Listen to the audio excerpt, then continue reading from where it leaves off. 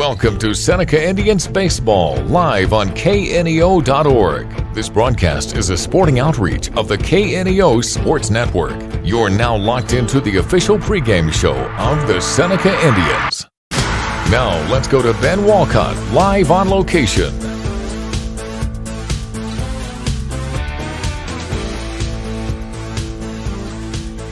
And a pleasant good Monday afternoon, and we welcome you here to the Seneca Athletic Complex as we get set for high school baseball here on the KNEO and Seneca Indians Sports Network. It is the 5-1 Seneca Indians versus the 7-4 Gravette Lions. I am Ben Walcott, joined by Coach Daryl Harbaugh. Your studio producer back in the KNEO studios is Luke Taylor. Your countdown to first pitch sponsor here this afternoon is People's Bank of Seneca. And Daryl, it's going to be a busy next couple of months as Seneca already 6 games into the season. They won the Wyandotte Festival to open the season, won the first 2 games of the Cassville tournament, but fell to Stratford on Saturday. But still, that was a 6-3 loss, and Stratford a very good baseball team. So still lots of good things to take out of here in the early going of the season.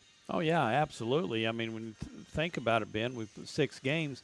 There's only been really 2 innings that the other teams has really scored. Veneta scored 4 runs in 1 inning, and Stratford scored 5 runs in 1 inning. It's just those 2 innings. You have those innings where everybody hits the ball where you're not. But then we made a couple, bad plays, bad mental errors, and kind of let those innings snowball. You've seen it before. Everything just kind of snowballs together. But other than that, the kids have been playing pretty good ball. And you look at this Seneca team, and so far it has proven where it's a very young and early sample size, but this team is going to be led by their pitching. Their top 3 pitchers are back from last year, and 2 of them have that extra length because one's a senior and one is a junior. And Houchin and Sherwood, I'd say they're kind of 1A and 1B, and then Jagger Wilson is kind of your number 3 starter. Yeah, they did. All the pitchers have done a very good job. Even Ian Heffron came in and pitched against Stratford. He did a good job. I mean, like I said, just the one inning, and they just kind of hit the ball. We weren't, and the pitchers have limited their walks. They're not that they haven't walked as many, and the boys behind them are making plays.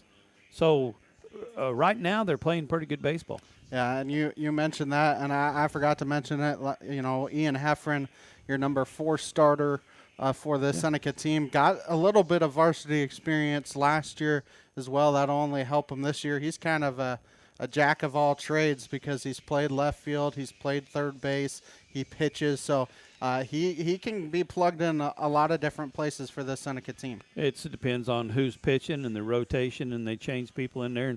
And Ian goes to third, he goes to left, he goes on the mound. He goes where they need to go. Take a timeout, come back with more of the preview after this. You're listening to Seneca Indian Baseball here on the KNEO and Seneca Indian Sports Network. People's Bank of Seneca. We care about your journey every step of the way. Since 1996, visit us in Joplin, Neosho, or Seneca. PeoplesBankOfSeneca.com. Member FDIC. Proud sponsor of area athletics. Let's score big together. Prater's Pharmacy in Seneca is a proud supporter of the Seneca Indians. The pharmacy is open from 9 to 5:30 Monday through Friday and from 9 to 1 on Saturday. They offer an automatic refill program and internet refill service online at praterspharmacy.com and through their mobile apps. They also have a drive-through window. Prater's Pharmacy at 1711 Cherokee in Seneca, 417-776-8701. Go Indians! Seneca Indian Athletics is sponsored by Prairie Top Chiropractic. Located at 4556 Quince Road in Seneca, chiropractic physician Seth Wilson offers chiropractic services to Seneca and the surrounding areas. For appointment information, their phone number is 417-776-4556 or discover more at facebook.com/Prairie Top Chiropractic. Prairie Top Chiropractic, where their slogan is, better health, better you. The Roper Kia 4-State Sports Report will provide up-to-the-minute scores and highlights from around the 4 states.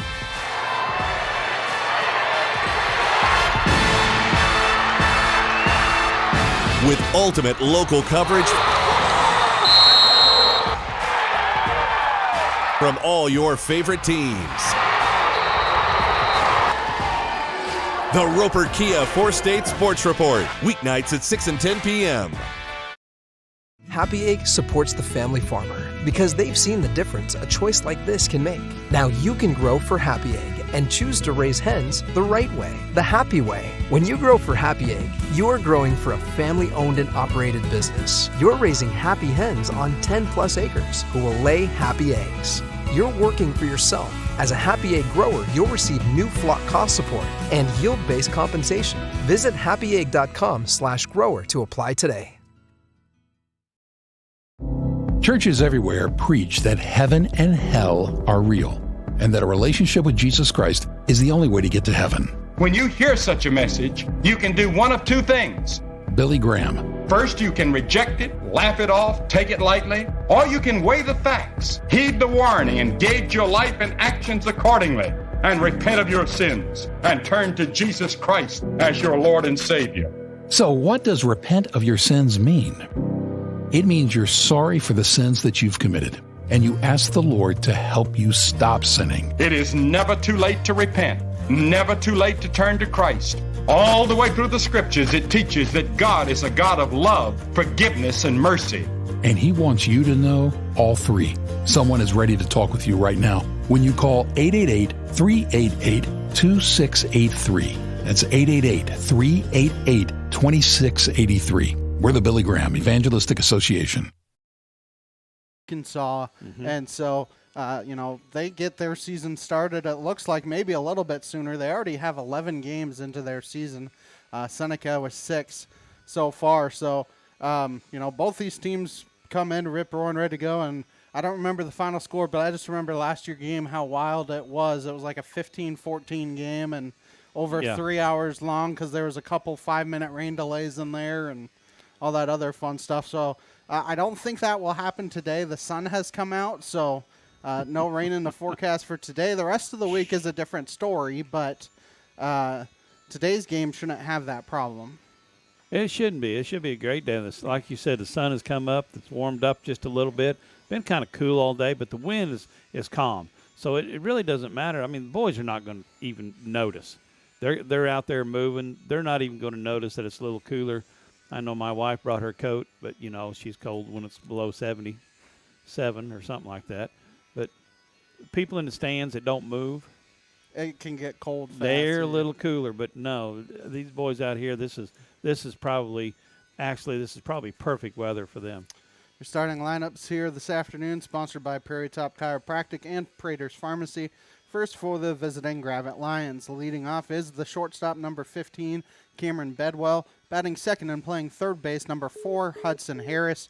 Batting third and playing right field, number 19, J.D. Beam. Batting cleanup is the designated hitter, number 17, Cash May.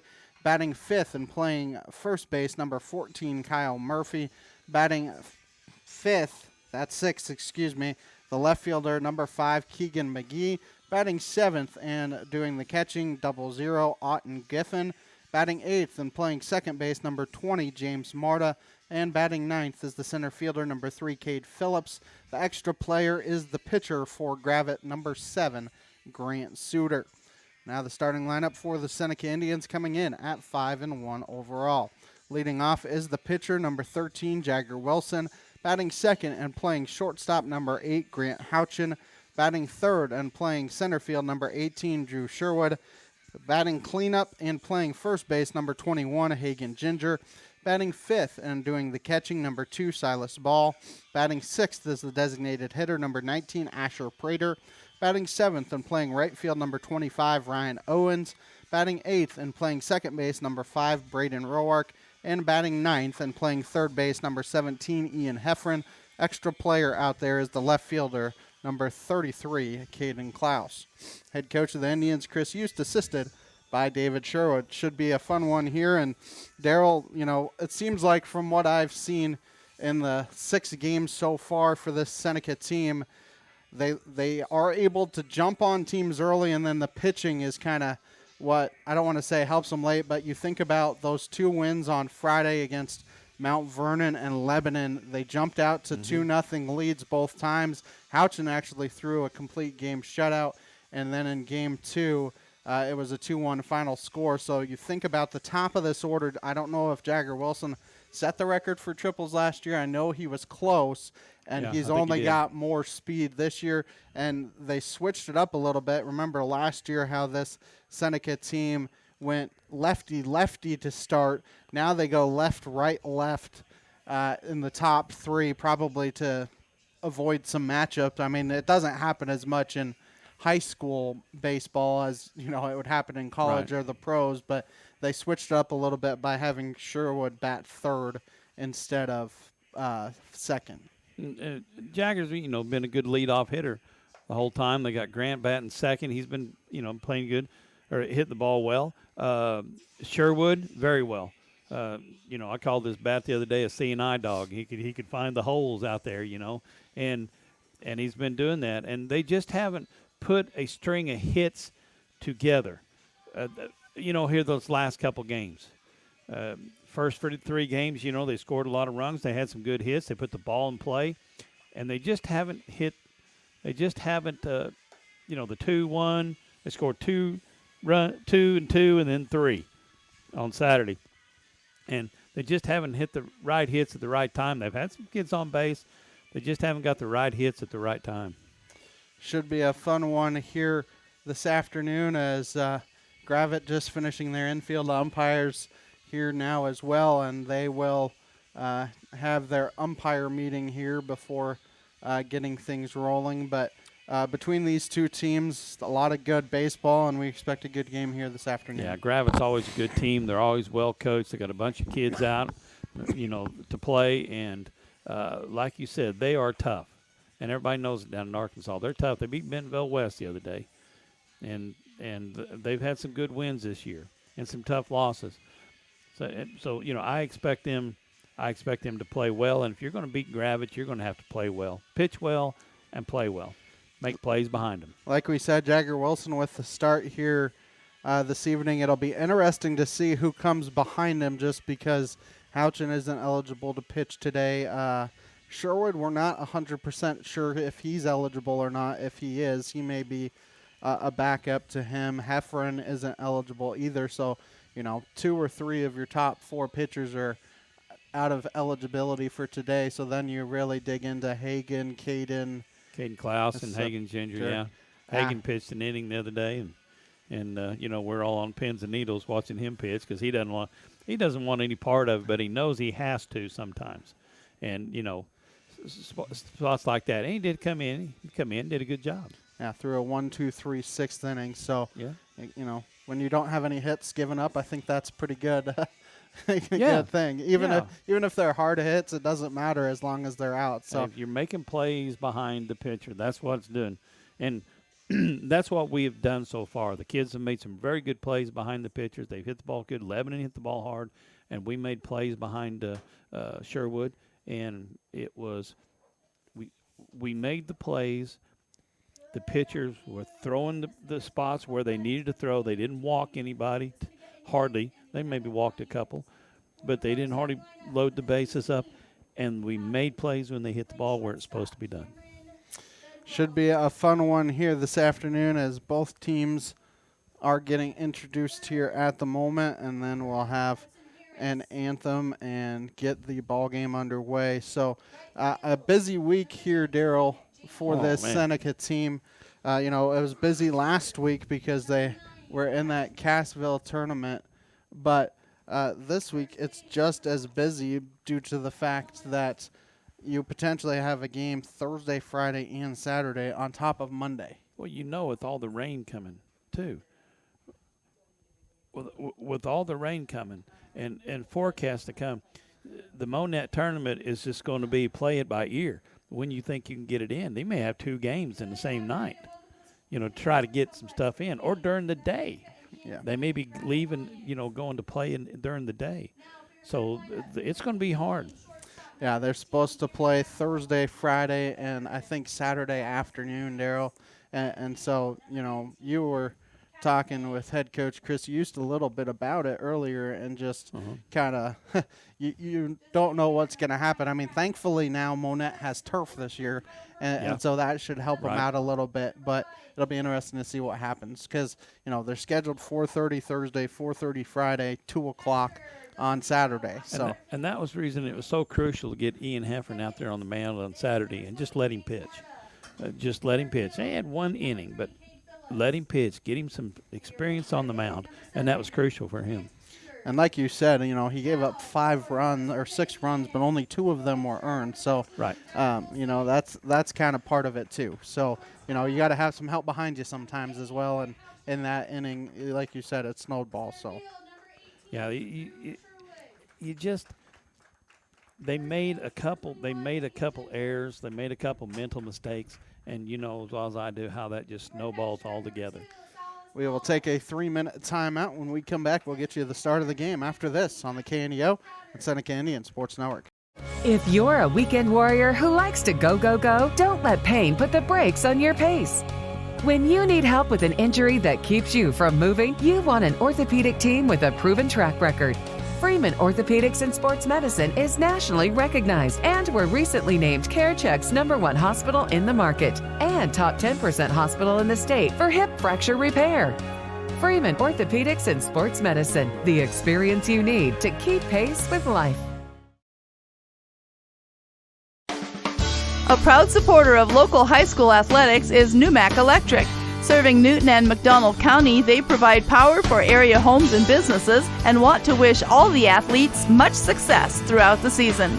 For online bill pay and account information, the website is numac.com or 417-451-1515. Numac Electric, proudly serving Newton and McDonald County, where their slogan is your touchstone energy partner. The Seneca R7 School District is proud to support the student athletes and coaches competing in this game. High school activities help students learn life values such as hard work, dedication, and teamwork. The Seneca R7 School District is honored to serve such a great community and wants to thank all the Indian fans for their great support. The Seneca R7 School District, tradition, pride, class.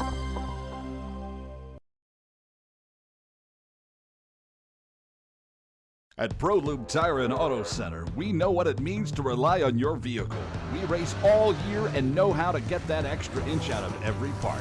Precision, quality, and reliability are not just words to us. It's what we do every day. We know you rely on your vehicle to perform for your family. From oil changes to full-on repairs, ProLube gives you the best racetrack team experience, so you can be worry-free. ProLube Tire and Auto Center, where we get it right on the road and the track. A proud backer of the Seneca Indians is Campbell Biddlecombe Funeral Home of Seneca. Located at 1101 Cherokee, they are honored to serve the area with traditional service options including church and graveside services. They also have prearranged funeral plans.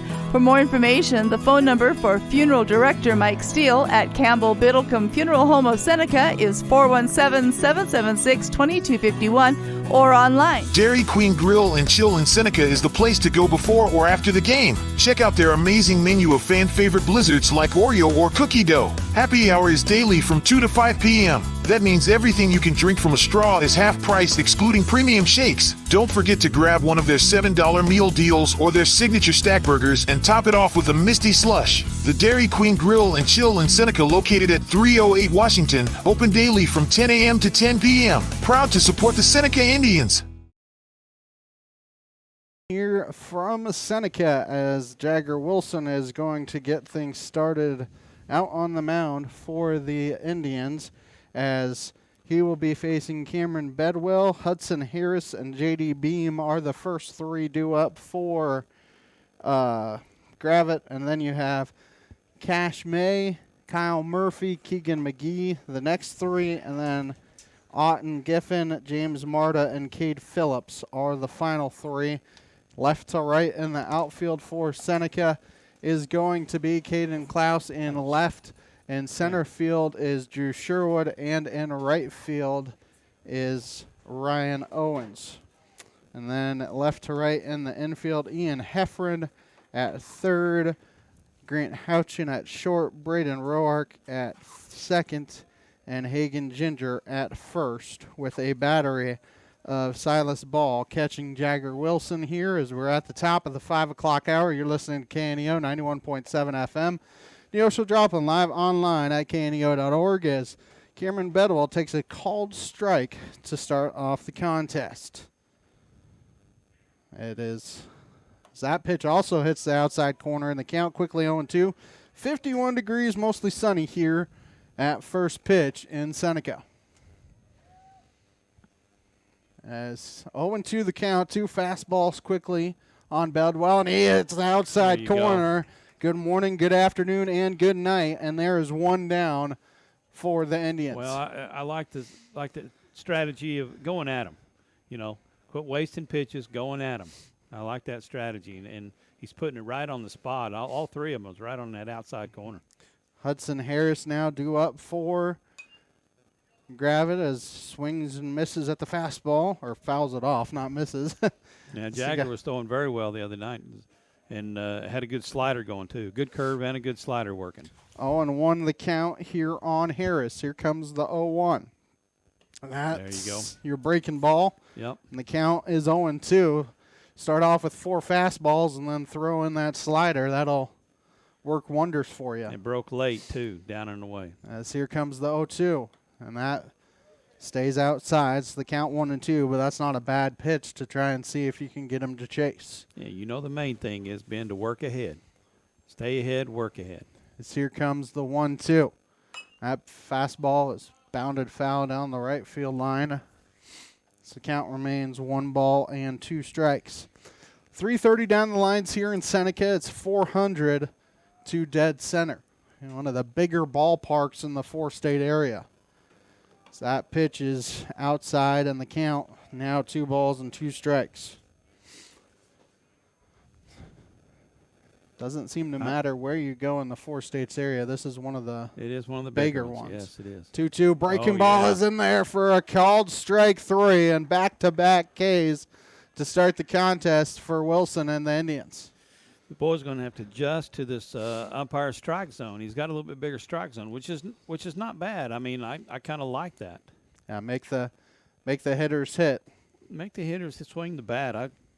We've watched a couple of them here lately that had their strike zone about as big as a pie plate. And that first pitch is outside for a ball. It counts 1-0.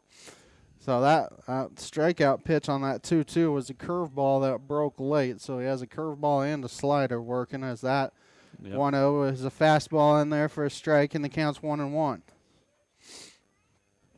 2 outs here in the top of the first. Seneca, the all whites, white pants, white tops, blue trim, blue numbers, as that fastball gets away from him, and it is low and outside. So the count's 2-1. The thing with Jagger here is try and not run up your pitch count too high. Right. Being only a sophomore, you only get 95 for the game as that breaking ball hits the outside corner, and the count 2-2.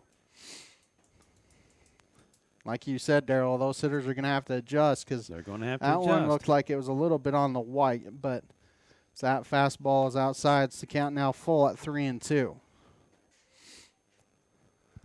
2 outs here in the top of the first. Here comes the full count pitch from Wilson.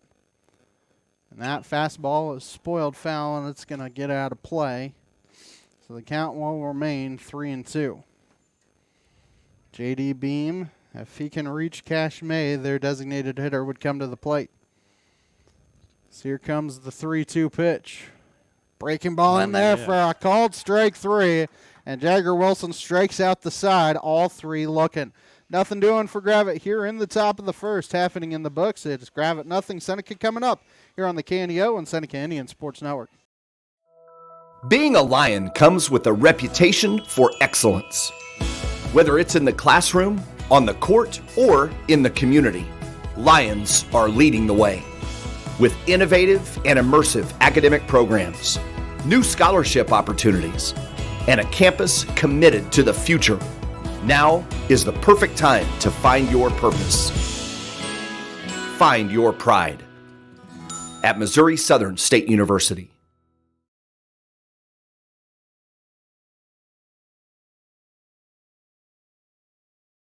You've got to have someone that understands what you are doing as a mission. Community bankers are important that way because they understand the community relationships that we have to form to be successful. I feel like First Community Bank and Myers-Davis, our cultures are so similar. It is all about relationships. It's a real boon to our community to have a bank like First Community to be supportive of so many things. They're willing to take a chance on entrepreneurs, which is helpful to make the community grow.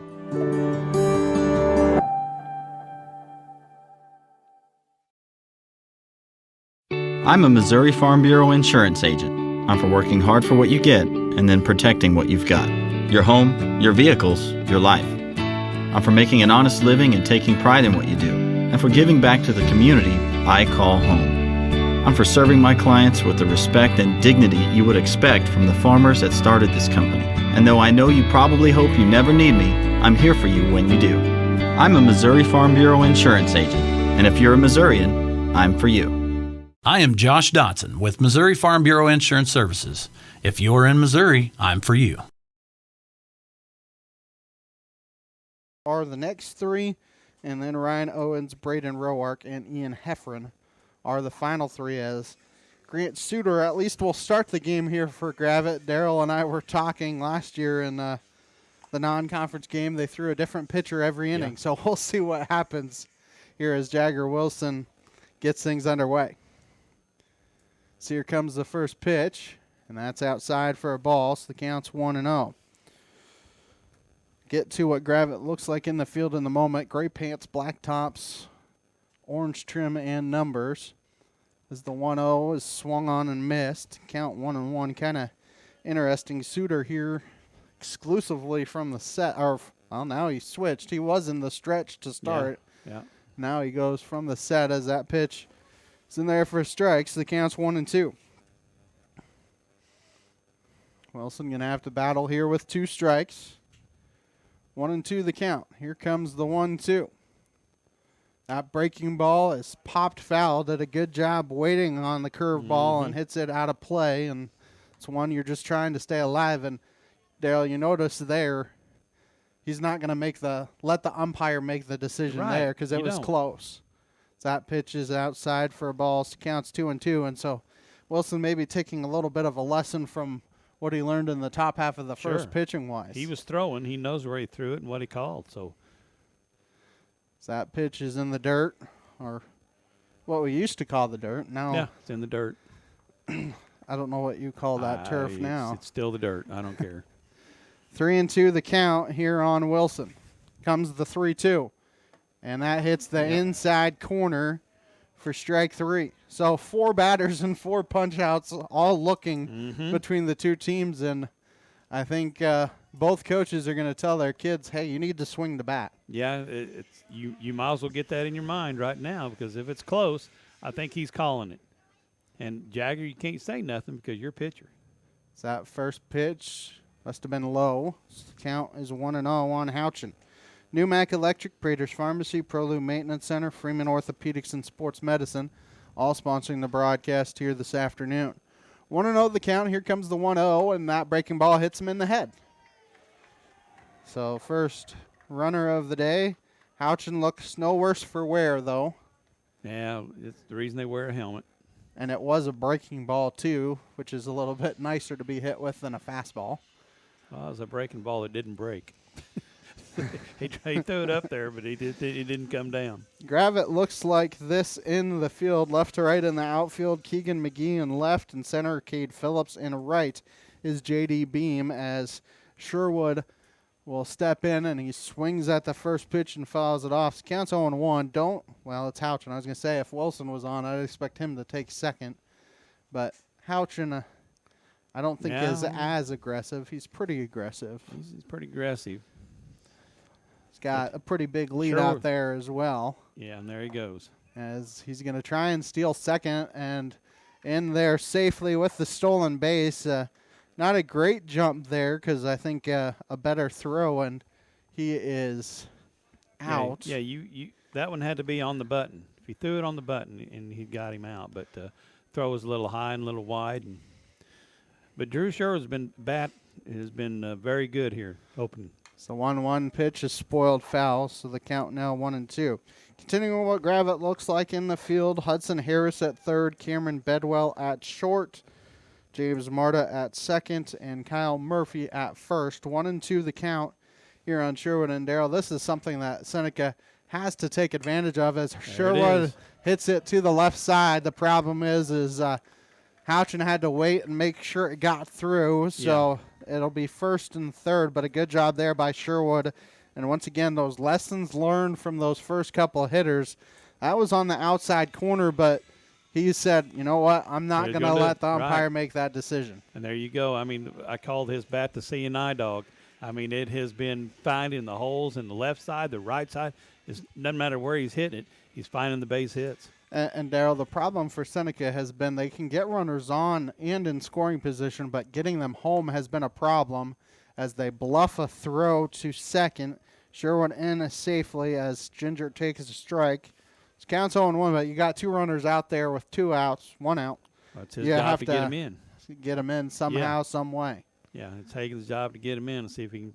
That breaking ball is popped up in the air. It's kind of in no man's land, and it's a fair ball. One run will come in and score. I think you have to give a single on the play because that was the first baseman. That would have been a great catch if he had been able to get it over the shoulder, but unfortunately for him, it went off his glove. Right off that. It looked like it was right off the handle. So it jammed him on the inside right off the handle. So an RBI single for Ginger. I expect Hagen to be going too. As he is, and they're going to throw down, and they're actually going to cut it off a little bit in front of him. So runners once again at second and third, 1-0 the count. Well, they tried to throw him out. Couldn't do it. Hagen's pretty quick down the line. He's one of the faster ones out there. You wouldn't know it, but he is. The 1-0 fastball is hit in the air to left. You're going to have Sherwood tag. You're going to tag and throw home. They do hit the cutoff man, and Ginger is out at third base. The run does come in and score, so I think it should be 2-0 here. The run does count, and that's why you always hit the cutoff man, Darrell, because Hagen was aggressive and it went 7-5 on the putouts. Yeah, he didn't come off far enough to get that done. I mean, aggressive, but man, if you hit the cutoff man, you just got to basically stay. And I mean, that was good for Ball to hit the ball into left, and so 2 runs do come in and score. For Seneca, 2 runs in the inning on 2 base hits. There were no errors and nobody left. 1 in the books. Seneca up 2-0. Here on the KNEO and Seneca Indian Sports Network. Marine Center Incorporated is a sponsor of Seneca Athletics. In business since 1979, they offer Mercury and Suzuki motors, along with low boats as well as boat repairs. Located at 4961 Highway 43 in Joplin, Missouri, open Monday through Friday 9 to 5, Saturday 9 to 12, and closed on Sunday. For more information, the phone number is 417-781-7450 or online at marinecenterjoplin.com. The Marine Center Incorporated, where the slogan is, your family boating headquarters. Huddle Springs Church of Christ is bringing you today's ball game. They're a family-friendly church located just a few miles outside Seneca at 19306 Huddle Springs Road. With Sunday morning and evening worship services as well as midweek services on Wednesdays, check out huddlespringschurchofchrist.org for more information about all the classes and fellowships they offer throughout the week. Huddle Springs Church of Christ, where they say, we want to go to heaven with you. A sponsor of community broadcasting on KNEO, Southwest Missouri Bank in Neosho, serving the Neosho area from 2 locations. They offer personal banking services, including checking and savings accounts, home loans, and online banking. Learn more online at smbonline.com. Southwest Missouri Bank, an equal housing lender. Member FDIC, where their slogan is, Southwest Missouri Bank, we can do that.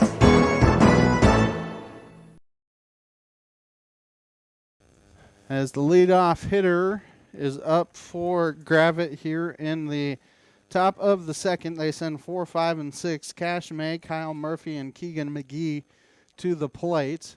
That pitch is spoiled foul, and they already had 3 pitches before we got back from the break, so the count 2-2. As Wilson struck out the side looking to start the first.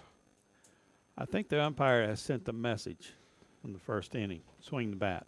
It's the 2-2. Breaking ball is hit on a high hop to Wilson. He's going to throw to first in plenty of time. A 1-3 putout. And there is one down now for Kyle Murphy. Just one of those slow choppers to first base.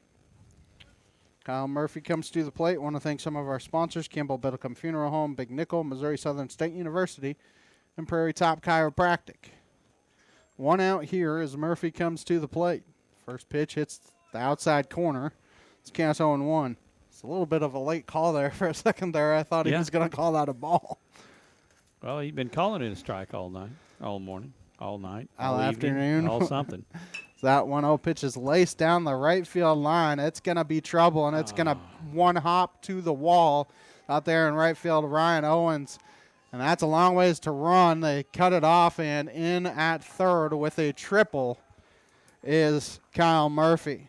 As that is a long ways to run for Ryan Owens out in right field, and it was just carrying away from him the entire time. Yeah. Right-handed hitter, the ball's curls away from you down the right field line. Nothing really Ryan can do about that. He couldn't get there to cut it off. I mean, that was a good cutoff by Roark and a good throw to third, just a little bit late. Yeah. Nothing you can really do there, as Gravette has runner on third with less than 2 outs. Now they're going to try and answer. That first pitch looks like it was an off-speed, maybe a changeup, and the count's 0-1 on Keegan McGee. But that's what you have to, I mean, as a pitcher, you got to throw strikes and make plays behind them. And they made a good play. So here comes the 0-1, and that breaking ball popped in the air. Left field, Klaus coming in, Sherwood coming in, and Sherwood going to grab it. And it was short enough, and that was an excellent throw by Drew in to keep the runner at third base. You had the triangle out there. You had Houchin going out. You had Klaus out there, and Sherwood. Yeah, I think any one of them could have caught that one, but in the Bermuda Triangle. Yeah. Well, it went to die, Ben. 2 outs now for Otten Giffen. So that first pitch is in there for a strike. Counts 0-1. Lighthouse Tax Services, Dairy Queen of Seneca, First Community Bank, Cedar Lane Farm and Garden, and the Northwest Arkansas Naturals all sponsoring the broadcast. 0-1 the count. That pitch is outside, maybe low as well. And the count now 1 ball and 1 strike. 2 outs here. You'd love to strand that runner at third if you're Jagger. 1-1 the count. Here comes the 1-1. That fastball got away from him a little bit outside. Count 2-1. Good job there by Ball to snag it. We'll say the backstop here is very lively, so it's going to have to bounce away from you to think about venturing home. So the 2-1 fastball is fouled off in the count 2-2. Something we didn't mention. We did mention how big the ballpark is, but there's also a ton of foul territory here in Seneca. Yeah. Some of the most. We mentioned how big the ballpark is. That's just part of it. Yeah, there's a lot of foul ground territory out here. So here comes the 2-2, and that breaking ball, they did not say he offered at it, and it's. What? Yeah, check. They want to check and see if he offered at it, and he did not go. This counts 3-2, and the wild pitch does allow the run to come in and score, and the count is full. So 3-2 the count here on Giffen. So here comes the full count pitch, and that fastball spoiled foul. This count will remain full.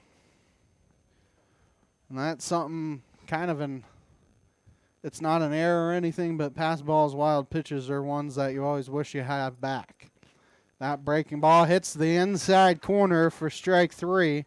That will end the inning for Gravette. 1 run, 1 hit, no errors, nobody left. 1.5 in the books. Seneca up 2-1 here on the KNEO and Seneca Indian Sports Network.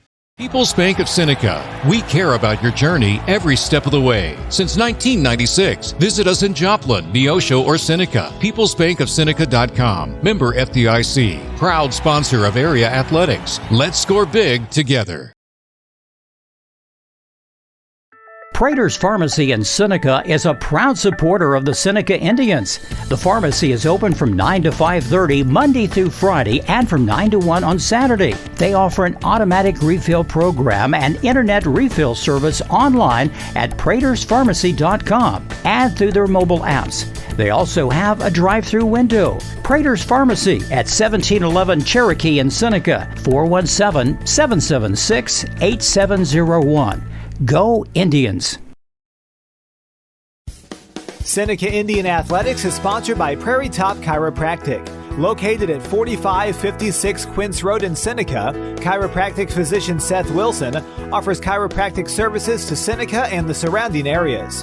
For appointment information, their phone number is 417-776-4556 or discover more at facebook.com/Prairie Top Chiropractic. Prairie Top Chiropractic, where their slogan is Better Health, Better You.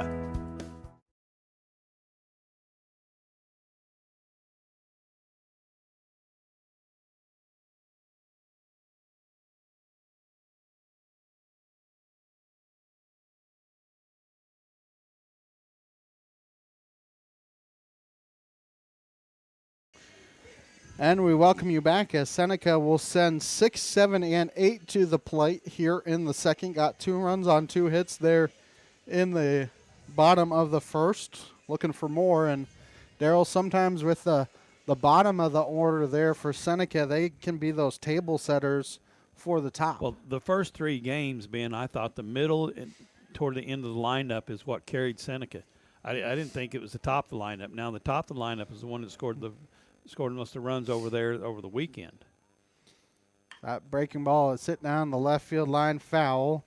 It's Prater, the designated hitter here today. Yeah, Asher's has got a good bat going on. He's just a freshman, but he's played a lot of baseball, and he's got a good eye-hand coordination. He's hit the ball well.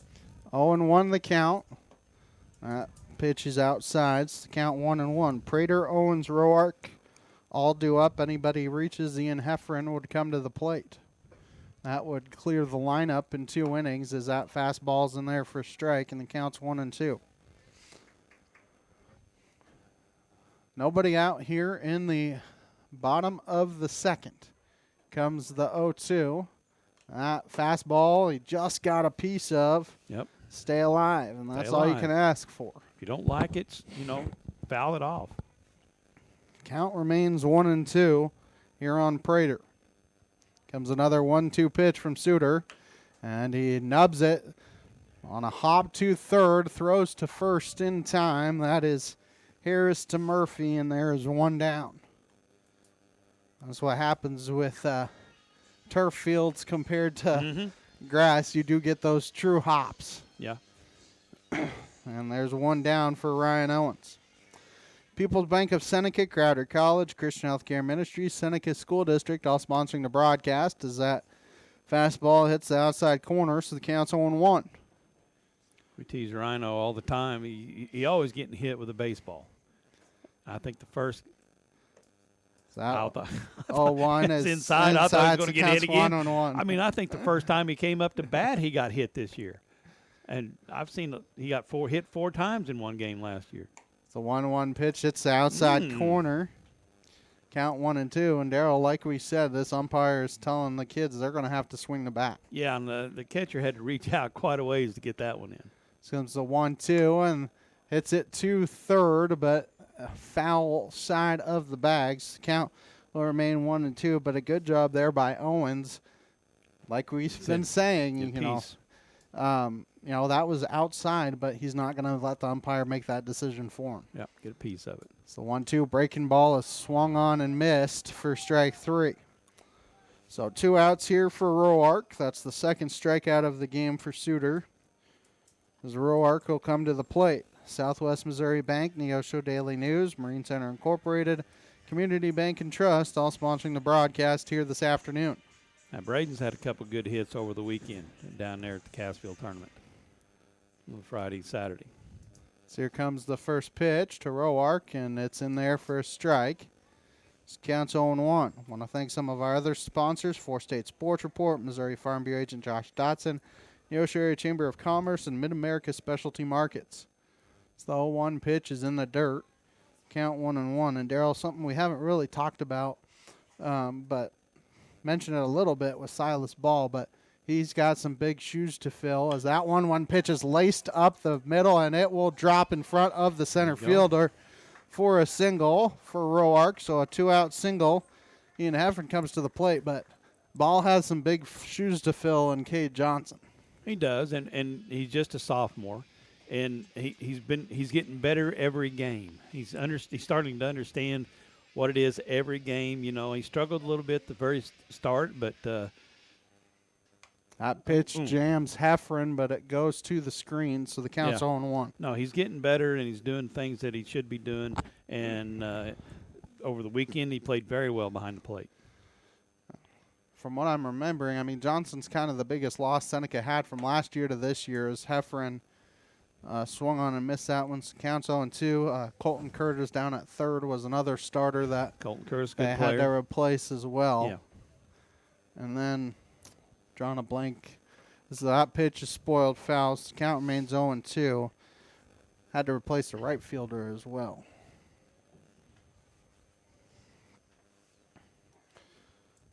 Oh, and 2 the count here on Heffern. Runner at first is Roark. That pitch hits the outside corner for a called strike 3, and that will end the inning for Seneca in the second. No runs, 1 hit, no errors, 1 left, 2 in the books, 2-1 Seneca here on the KNEO and Seneca Indian Sports Network.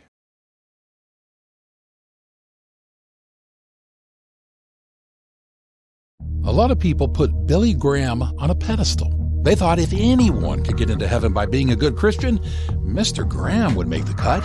But he was the first person to disagree with that. I can't live the Christian life. Billy Graham is a total flop when it comes to living the Christian life. Wow, so if Billy Graham couldn't do it on his own, what hope do you and I have to get into heaven? Mr. Graham knew that hope comes from God. You don't inherit it. You don't deserve it. God gives it by grace. God just gives it to you if you reach up and receive by faith. If we confess with our mouths the Lord Jesus and believe in our hearts that God hath raised him from the dead, we shall be saved. You have to believe he's the Son of God, that he died for you, that he rose again, that he's alive. Have more questions? Check out our website, findpeacewithgod.net. That's findpeacewithgod.net. We're the Billy Graham Evangelistic Association. The Roper Kia 4-State Sports Report will provide up-to-the-minute scores and highlights from around the 4 states.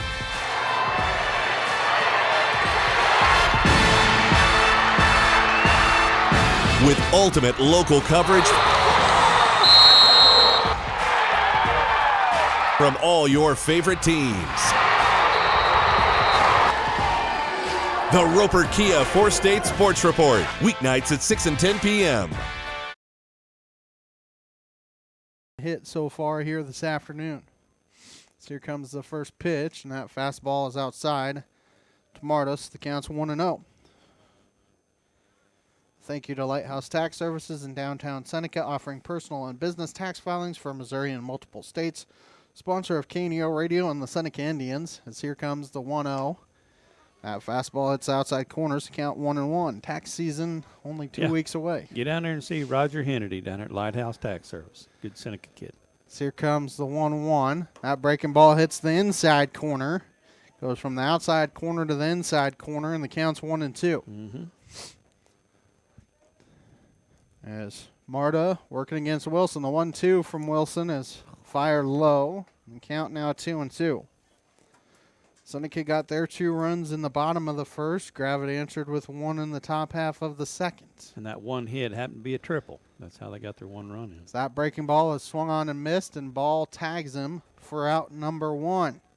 There's already the 5th strikeout of the afternoon for Jagger Wilson in 2 1/3 innings. It's Cade Phillips will come to the plate here for Gravette, and then they get finally back to the top of their order. One time through, Jagger's doing pretty well. It's that first fastball hits the outside corner. Counts 0-1. He's also been pretty productive. Only 38 pitches. That pitch is popped foul. Count 0-2. Jammed him there through the curveball coming in, breaking on the inside. That would have been a strike, too. It's the 0-2 breaking ball. Miss. Oh, it hit him. Hit him. On that inside corner, and that's what you're looking for if you're Gravette. Bottom of the order gets on for the top as Cameron Bedwell comes to the plate. He struck out looking his first time. See if they have some kind of hit and run on or straight steal for Phillips.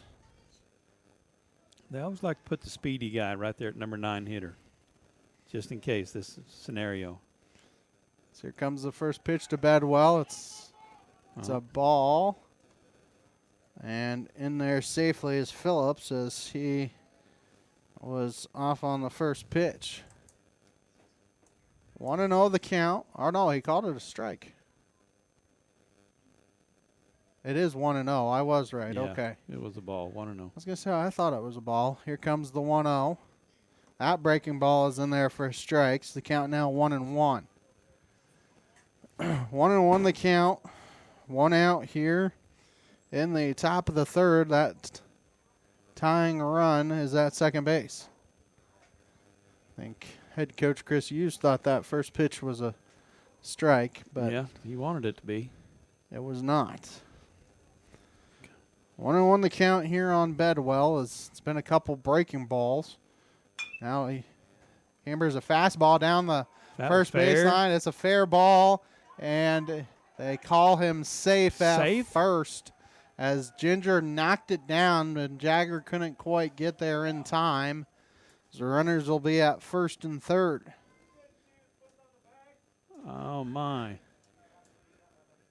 I'd have to watch that because I thought he had him out. But anyway, I mean, that was a hard hit ball, and Ginger had to dive to his left a little bit and knocked it down and just knocked it far enough away that fortunately he had to go get it.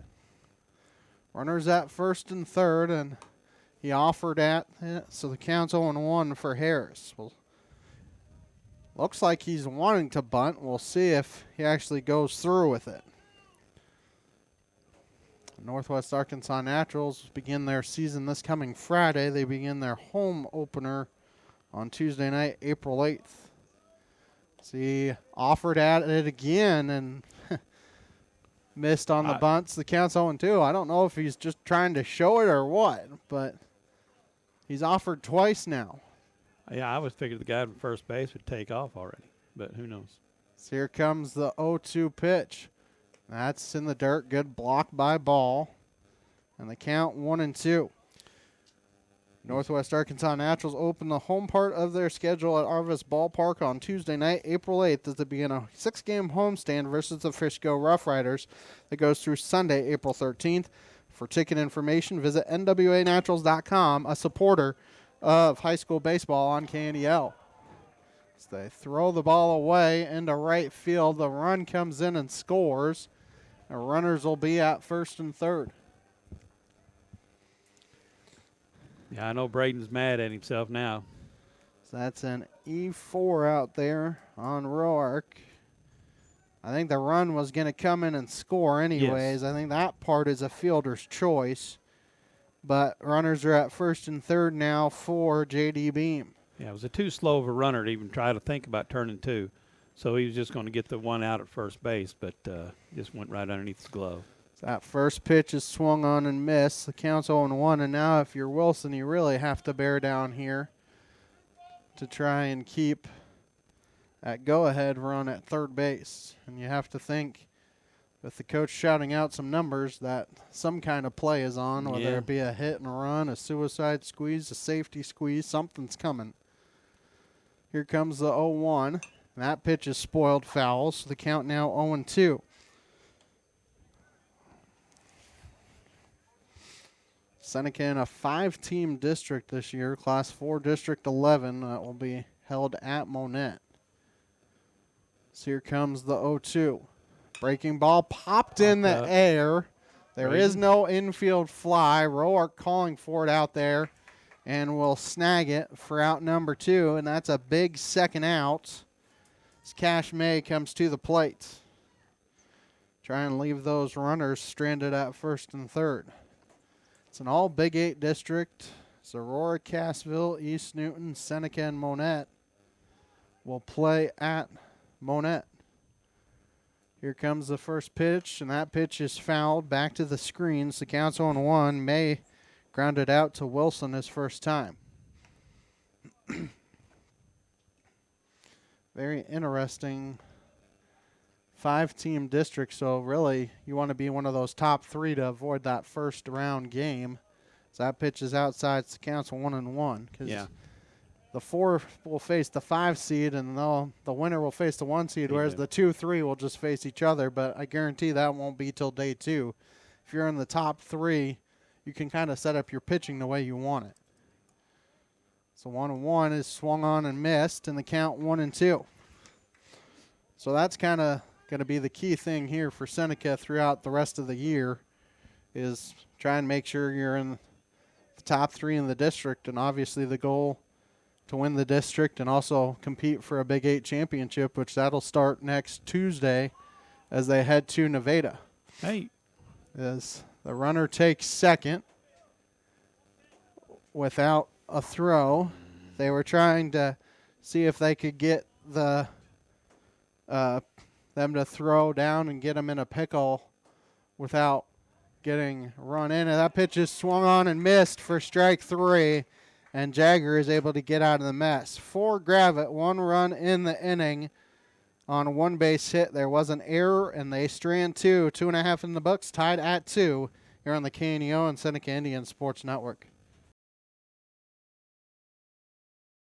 Crowder College, your future, our focus. At Crowder College, we have 6 convenient locations in Southwest Missouri and online programs to fit your needs. Flexible scheduling provides a pathway to a career or the opportunity to transfer to a 4-year university in a variety of programs. Cheer for the Rough Riders at athletic events. Use the Missouri A+ Scholarship Program for free tuition and common fees. At Crowder College, your future is our focus. Apply today at crowder.edu. KNEO would like to thank the Big Nickel for sponsoring this portion of broadcasting on 91.7 FM. The Big Nickel is an advertising shopper for thousands of different items, from automobiles and livestock to help wanted and real estate. It covers a 70-mile radius in the 4-state area and is available in area businesses each week. Located at 1931 East 20th Street, Suite 103 in Joplin, Missouri.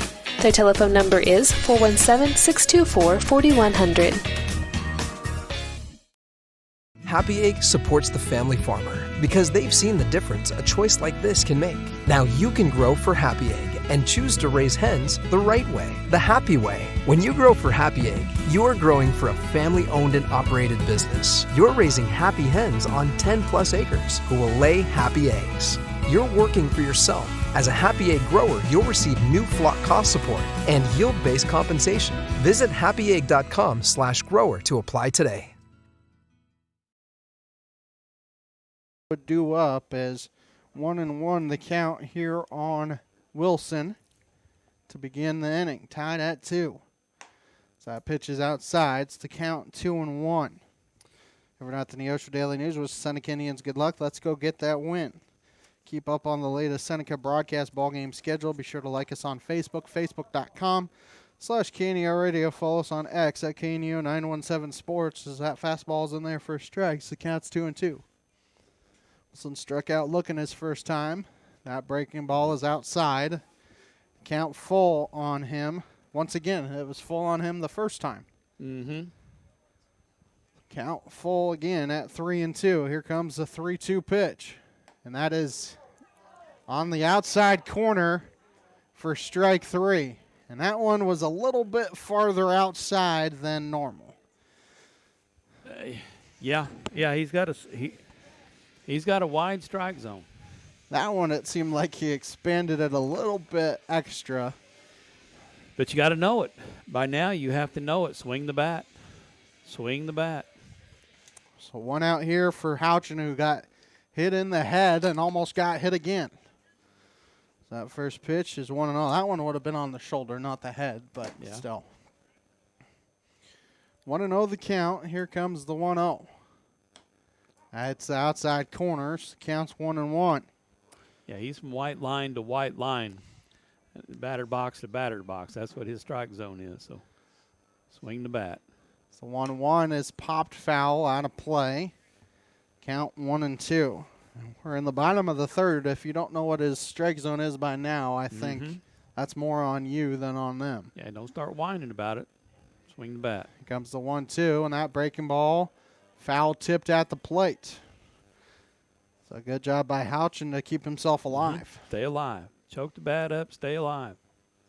Count remains 1-2. Here comes another 1-2 offering. Fastball up the middle, and the second baseman, tough play, going to move over to his right. And I think Houchin is safe. Give him an infield single on the play. The second baseman, Marta, had a long ways to go and then wasn't able to get the throw over in time. A one-out single for Houchin. Houchin scored Seneca's first run, and he got hit by a pitch, stole second. I would not be surprised if he's on the move early. I think they've just determined this year to be more aggressive on the base paths. Yeah, on the base path, running bases. So that first pitch is outside. So counts 1-0, and Sherwood had a seeing eye single his last time to left center field. I'm telling you, he's been stroking the ball well. So the 1-0 is outside, and the count's 2-0. 2-0. You look for your pitch and your zone, and if it's there, you swing as hard as you can. So here comes the 2-0 to Sherwood. Is in safely with the stolen base is Houchin. I don't know if that was a hit and a run. Yeah, I believe that was straight hit and run. Sherwood missed it, but Houchin in safely anyways. With two balls, you're thinking he's going to come to you, you know. And that ball was down in the dirt. But he had to try and swing to protect his base runner. Misses it. Or excuse me, that pitch is high and outside, so the count's 3-1. Sometimes you'll swing at a bad pitch on a hit and run just to try and protect your base runner. Absolutely. That is your job at the plate. 3-1 the count here on Sherwood. Swings and misses. And the count's full at 3-2. Full count here on Sherwood.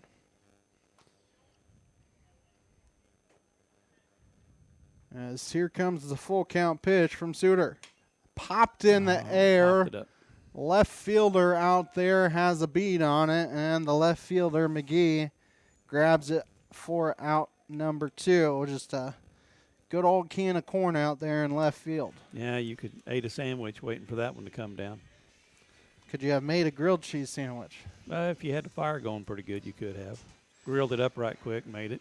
Just a high, lazy fly ball. See if Hagan can get this guy and give second base. Hagan had himself a single his first time. So that first pitch is outside for a ball. So counts 1-0. Oh, they called out a strike. Yes. My head was down.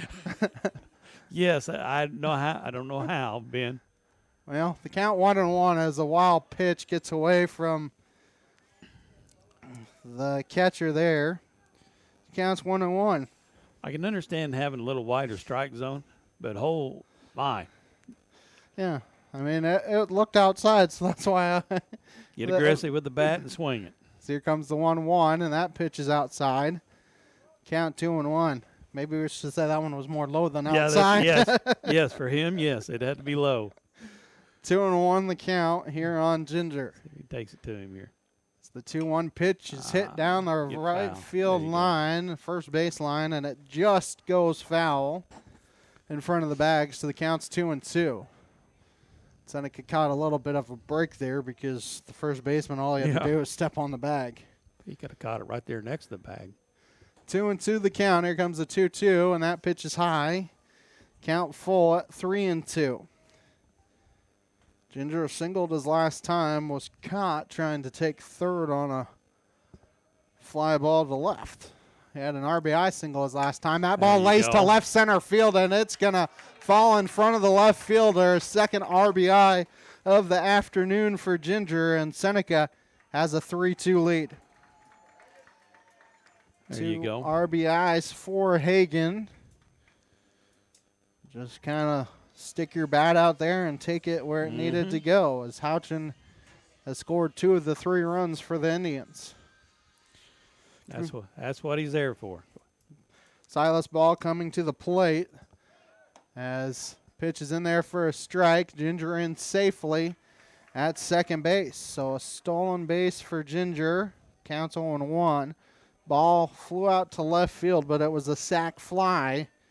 RBI. Community Bank and Trust, proudly serving our customers for the past 140 years. You may visit their branch at 1102 South Cherokee for all your banking needs. Member FDIC, equal housing lender, proud sponsor of the Seneca Indians. 1-1 the count here on Ball. Silas has been having some good at-bats, especially over the weekend. He's had some good at-bats, putting the bat on the ball, making the other team have to do something. Ball steps out. Now we'll step back in. So here comes the pitch, and that ball hit sharply down third. It gets by the left fielder. 1 run is going to come in and score, and that should be 2 for Silas Ball as he gets in there with an RBI double. So a single and a double back-to-back as Ginger and Ball have both RBIs on the afternoon, and Seneca has a 4-2 lead. And you have a courtesy runner out there. Yeah. For Seneca. Ryder Owens will run for Ball. That was a hard hit ball that just went under the third baseman's glove with the turf, Darrell. I think he was expecting a hop. That never came. Yeah, that was a sharp hit ball, just kept low. As Prater comes to the plate, bounds that one foul right to somebody in catcher's equipment, which it's not going to be Ball because he's getting his catcher's equipment on now. Yeah. Prater grounded out to third his first time up. So the 0-1 pitch is in the dirt, and the count's 1-1. It's kind of interesting, Darrell. More and more high schools are going to turf, and now colleges are too. About the only place you ever see dirt anymore is that pitch is low, and the count's 2-1. It's really the minor leagues and pro baseball. Yeah, you still see the dirt. I still like it, but as far as trying to upkeep and maintenance, I think turf is much easier. The 2-1 pitch is a curveball that's bounced foul, and the count 2-2. Especially when you're starting play in late March.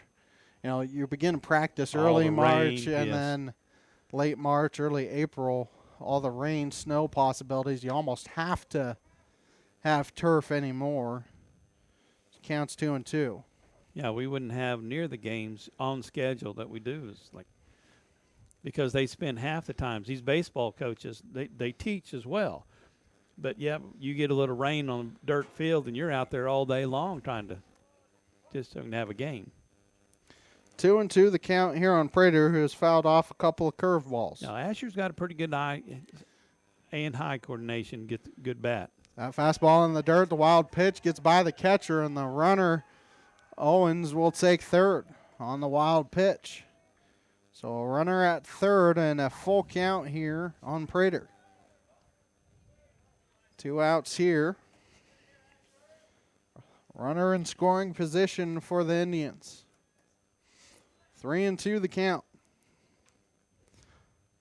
So here comes the 3-2 to Prater. That pitch is spoiled foul. We'll do it again. I'll see an 8th pitch of that bat. Apparently that hit a car from the reaction of. We always root for it to hit a car. I don't know why, but we do. Well, the high school kids do because most of the time it's not their vehicles, as that pitch is inside for ball 4. Or if it is their vehicles, their parents will pay for the repairs. And we have another number 3. Pinch runner, and it will be Jackson Yoakum. If it's number 3. Number 3, Jackson Yoakum. Will be pinch running for Prater. So Ryan Owens comes to the plate. I would have to expect Yoakum will probably be off pretty quickly. Either try and get in a pickle or just steal second to have runners at second and third with 2 outs. We got runners on first and third that are awful young, to understand exactly what's going on. It may be, and maybe coaches putting them in this situation. You're taking the out of Ryan's hands. I don't know if you want to take the bat out of Ryan's hands. And it hits him, so it doesn't matter. He gets hit. I'm telling you what, that kid gets hit more. He's a baseball magnet. So he gets hit more than anyone on the team. So the bases are loaded for Braden Roark, who had a single his first time up. I got to tell you this story, Ben. We're over there at Cassville, and they said, we're talking about Ryan coming up next. He'll probably get hit. No, some guy hit a foul ball and hit him in the dugout. So it's like, we're just laughing. It's like, he's got a magnet or something. There's a magnet to him. Let's see if Braden can come through with another base hit. It'd be huge right here at the bottom, middle of the lineup here. Bottom of the lineup, number 8 hitter. Yeah. As that first pitch is a ball, counts 1-0. Roark hit the ball sharply to left center field his first time up. Like I said, I think the first 3 games, the middle and the bottom lineup, it really produced for us. That pitch is in the dirt. Good block there by the catcher, Giffen. It's count 2-0. He'll take a walk because that'll bring in a run too. Fine, okay. If your baseball IQ 2-0, bases loaded, you ought to be licking your chops right here. You know that, Ben. And it's outside. Counts 3-0. And that one might be the fact that he's been struggling to hit the zone, Darryl, because that has been a strike lately. That's pretty close to the strikes he's been calling. 3-0 the count. I think he's taking the entire way. It's inside for ball 4. It's an RBI walk for Roark. As that is the 5th run to come in and score. Third run here in the inning for Seneca. We're going to have a change, Ben. And a pitching change is coming your way. So that's the second time that the manager has been out to the mound. 90-second break. Come back after this with Ian Heffron out to plate on the KNEO and Seneca Indian Sports Network. Singing is my career and my calling, but I'm also a mother of 4. And as entrepreneurs, we weigh the cost of every decision. Medical bills are no longer a worry for our family, so I can focus on my calling. And our family. Joining Christian Healthcare Ministries was one of the best decisions we ever made. We're the Blair family, and this is our CHM story. Choose your doctor without network restrictions, all at an affordable price. Enroll anytime at chministries.org/enroll.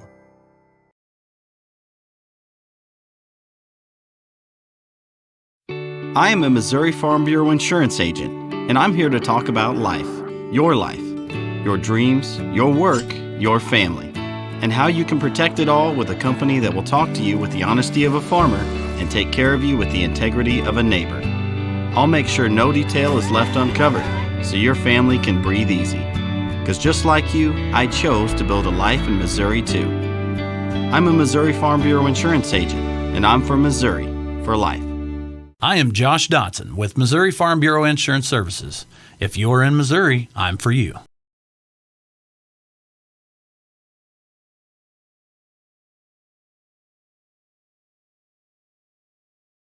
The Neosho Area Chamber of Commerce is an organization that exists to make Southwest Missouri a better place to live. That is why they are proud supporters of high school athletics. They understand that the life lessons learned from sporting competition teaches responsibility and discipline and makes our student athletes better citizens for tomorrow. Learn more about local area events online at neoshocc.com. Proud supporters of local school athletics. For all 3 base runners out on the base paths. It's time for Ian to get a hit. He had a good triple. No, he had a good double over the weekend. Hit it right down on the third base line. That's a good one. Here comes the first pitch. That's outside for a ball. Counts 1-0. Suter's day ended with 2 walks and a hit by pitch as he got a little wild there late.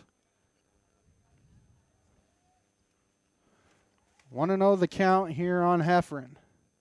1-0 pitch is low and the count 2-0. I don't think you want to get back to the top of the order in Jagger Wilson. Not if you grab it, no.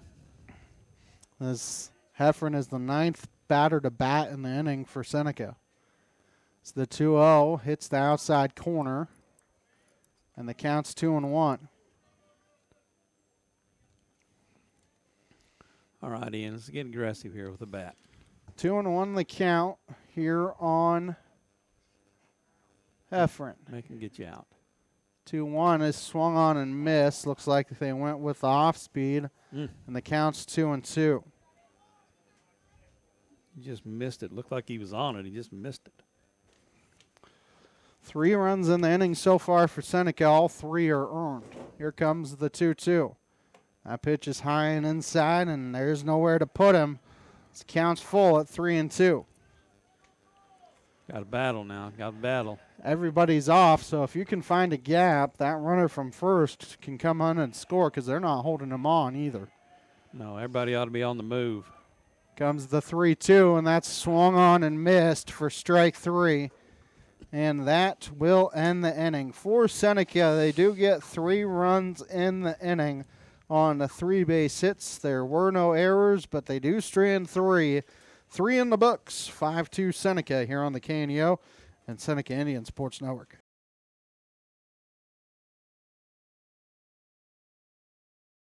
When Jesus was crucified, 2 other men were also crucified. But unlike Jesus, who had done nothing wrong, these 2 were paying for their crimes. One of them made fun of Jesus, but the other man, he believed Jesus Christ was God's son. And Jesus promised that man he'd go to heaven, even though there was no time for him to clean up his act here. How could that be? Billy Graham. He was saved by the sheer mercy and grace of God, not because he could get down from the cross and live a good life. The Bible teaches that God is a God of mercy, that no matter what sin anybody has ever committed in history, if we truly repent, God will forgive. He has to forgive because his word says so. No matter what you've done, God will forgive you if you turn your life over to him. Discover how to do that at findpeacewithgod.net. That's findpeacewithgod.net. We're the Billy Graham Evangelistic Association. The staff at Mid-America Specialty Markets, along with Jamie and Terry Langford, are proud to serve our community and support the local high school students in their extracurricular activities this school year. Langford Insurance specializes in life, agribusiness, commercial, and personal insurance needs. Please stop by and see us at our office at 908 Washington Avenue, or call us at 417-776-LIFE, or visit us at midaminsurance.com.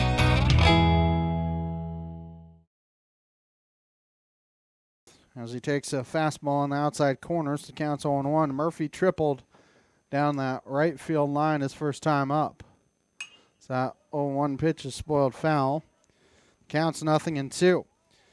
Newmac Electric, Prater's Pharmacy, Prolue Maintenance Center, Freeman Orthopedics and Sports Medicine, all sponsoring the broadcast. 0-2 the count here on Murphy. Breaking ball now hit down the left field line, and that'll be probably at least 2. Klaus going to try and cut it off. Yeah, he does cut it off, but in there safely with the double is Murphy, who, other than a home run, probably has the 2 hardest things to hit on the way to a cycle. Yeah. Double and a triple. So, and he's gone both sides of the field, too. He went the right field line his first time, now it went down the left field line. I mean, Klaus did all he could, just good job there by Murphy to... Yeah, that was just a double over the left, fast. over the third baseman's head. And Keegan McGee comes to the plate, flew out to Sherwood. That was kind of the Bermuda Triangle down there in left center. Comes the first pitch. That breaking ball is spoiled foul. This count is 0-1. We're at the top of the 6 o'clock hour. You're listening to KNEO 91.7 FM, Neosho Joplin, live online, kneo.org. This is the number 6 hitter up here for Gravette, as they had 5, 6, 7 due up in the inning. 5 got on with a double. Takes a called strike. The count's 0-2. Campbell Buddlecombe Funeral Home, Big Nickel, Missouri Southern State University, and Prairie Top Chiropractic also sponsoring the broadcast.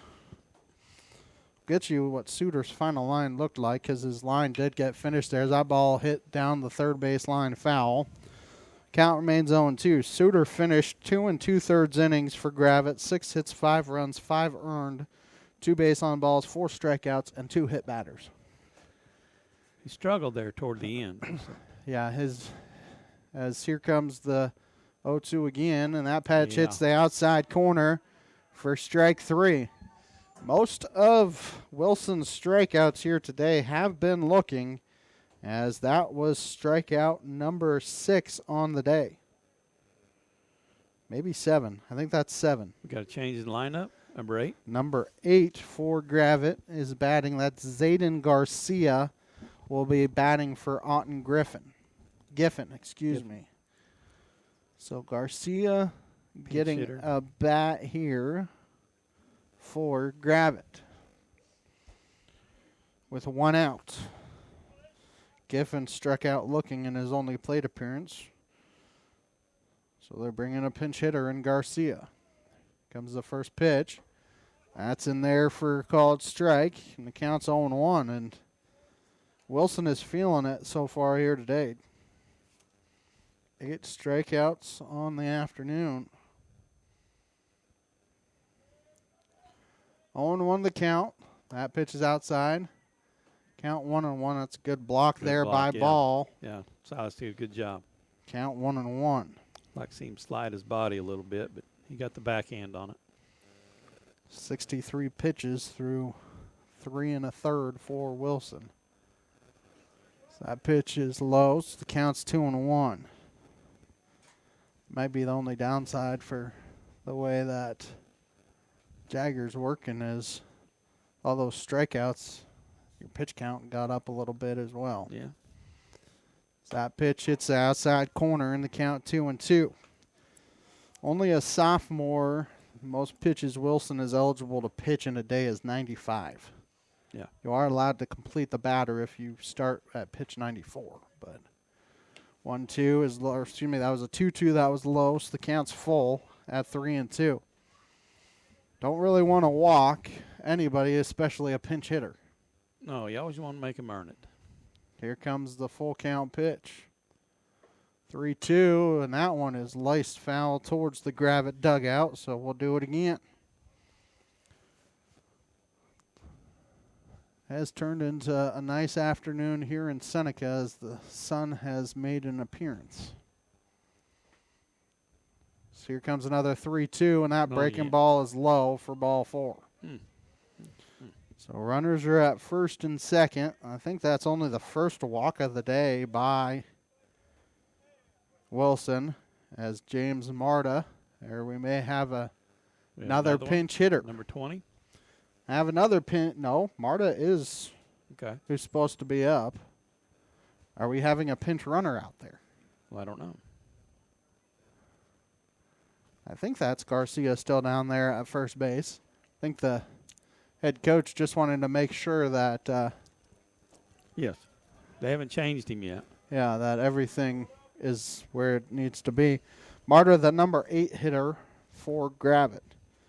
Want to get through this inning without getting back to the top of the order if you're Wilson. So here comes the first pitch to Marta, and that breaking ball's in there for a strike. So counts 0-1. Lighthouse Tax Services, Dairy Queen of Seneca, First Community Bank, Cedar Lane Farm and Garden, and the Northwest Arkansas Naturals sponsoring the broadcast. Minor League Baseball will be back on Friday night. So that 0-1 is in there for a strike, and the count's 0-2. You know, you're getting to a little bit warmer weather when minor league baseball and Major League Baseball back. Yep. Cardinals started the year 3-0.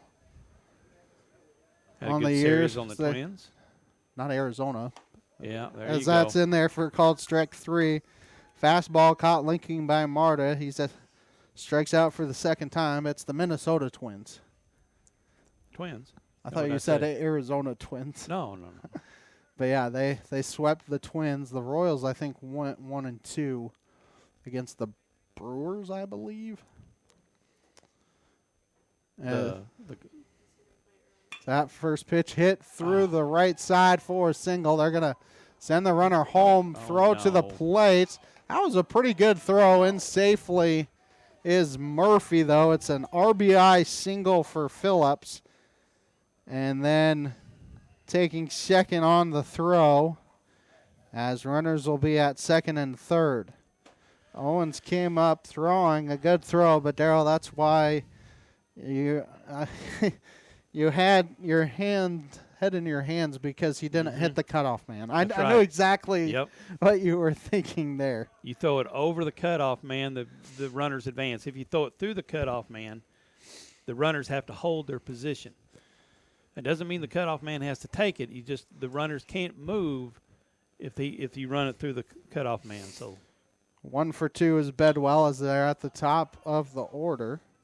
Oh, is this a pinch hitter? This might number be 2. This has to be a pinch hitter because Hunter Griffith, I don't have that. So this must be a pinch hitter for Bedwell, who was 1 for 2. I'm kind of surprised you would pinch hit for your number 1 hitter. That's in there for a strike, and the count, I think, is 0-2. Yes. I got distracted by the fact that. Especially when they haven't been up here to this umpire and knows his strike zone.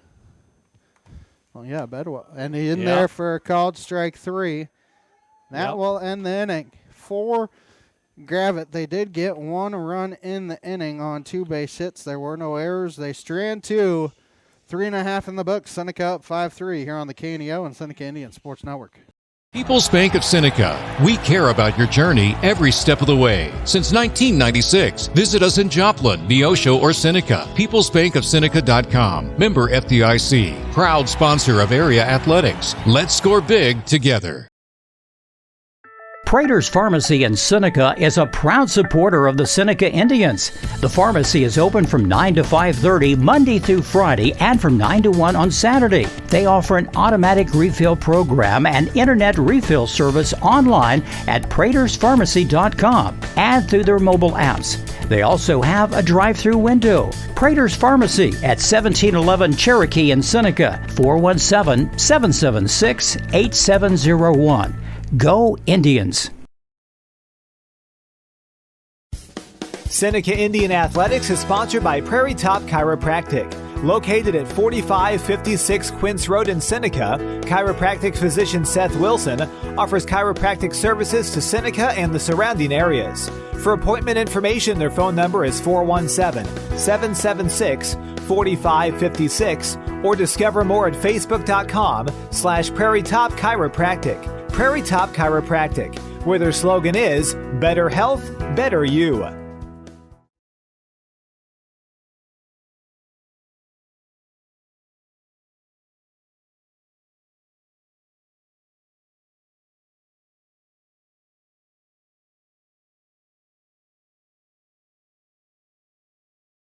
For Seneca in the bottom of the 4th, Wilson, Houchin, and Sherwood are the 3 due up. Ginger would come to the plate if anybody reaches. Houchin, 1 for 1, 2 runs scored. Sherwood, 1 for 2 with a run scored. Wilson looking for his first base hit. He has struck out looking twice. Yeah, that's not like Jagger. Like I said, he's not got used to this strike zone yet. So swing the bat, be aggressive, and let's go make some runs. So here comes the first pitch. And that ball is golfed to right field. The right fielder going to come in and grab it. And there's 1 out. Just right to him. As Houchin will come to the plate. Houchin has been hit by a pitch. He has also singled. So Houchin has reached base twice here. Sherwood on deck as well. People's Bank of Seneca, Crowder College, Christian Healthcare Ministry, Seneca School District, all sponsoring the broadcast. So here comes the first pitch. Houchin, and must have been low, so the count's 1-0. Well, that had to be low.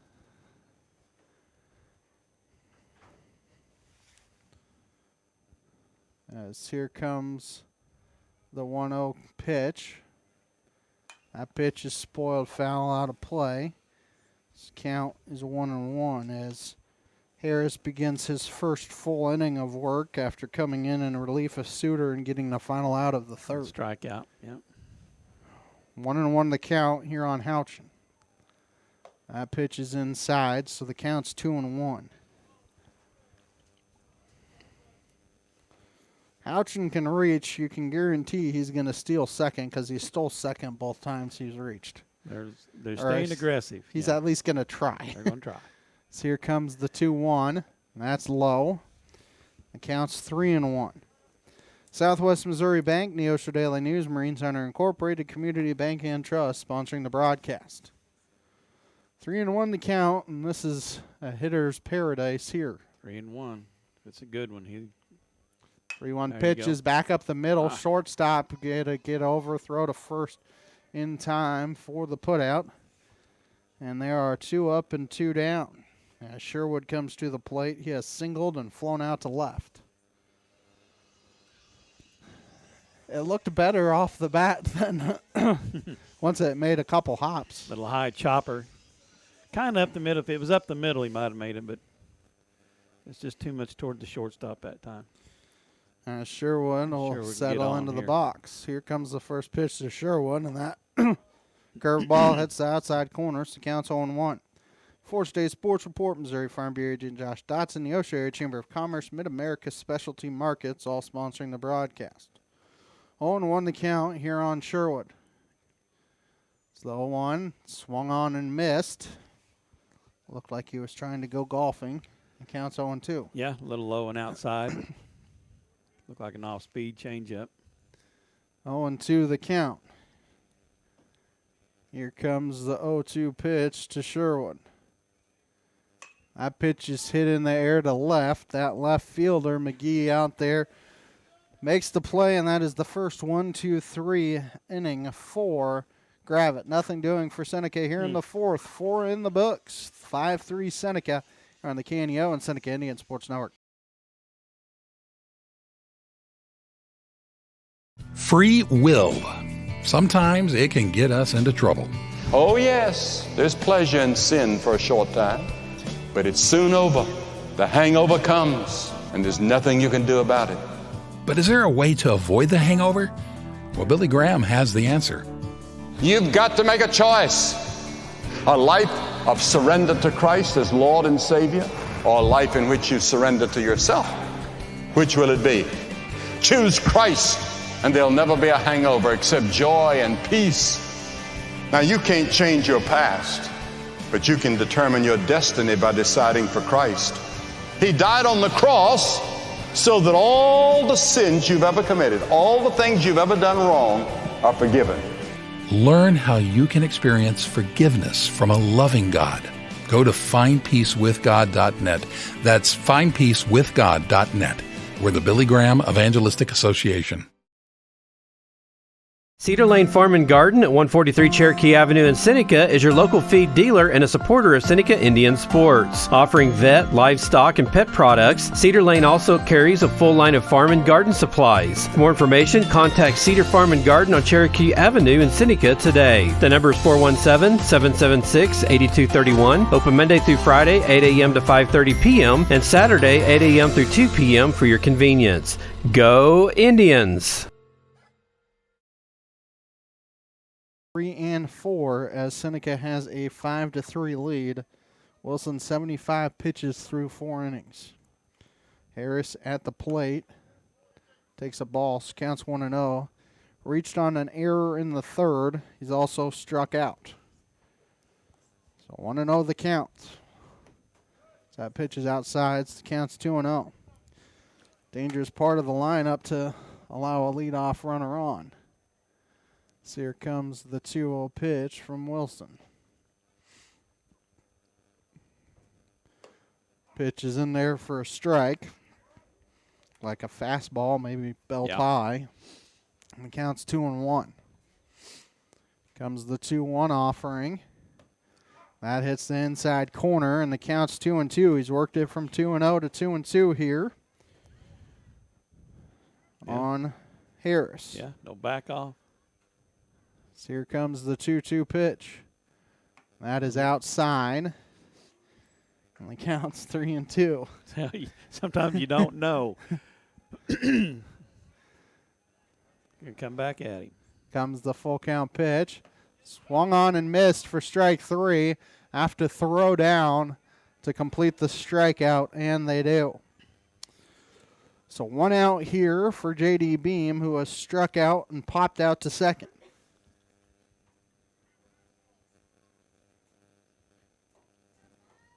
That is, I believe, the 10th strikeout of the game for Wilson. He's had a few, yeah. As Beam comes to the plate. Curveball hit on a couple hops to Houchin at short. Throws to first in time. A little bit of a low throw, but Ginger over at first snags it without it hitting the turf or anything. And there's 2 down now for Cash May, who's 0 for 2, grounded back to the pitcher and struck out.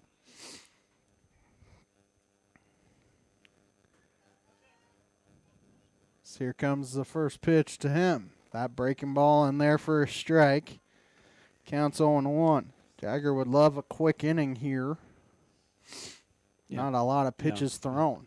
We need a 0 on the board. A 1 pitch is fouled back to the screen, and the count's 0-2.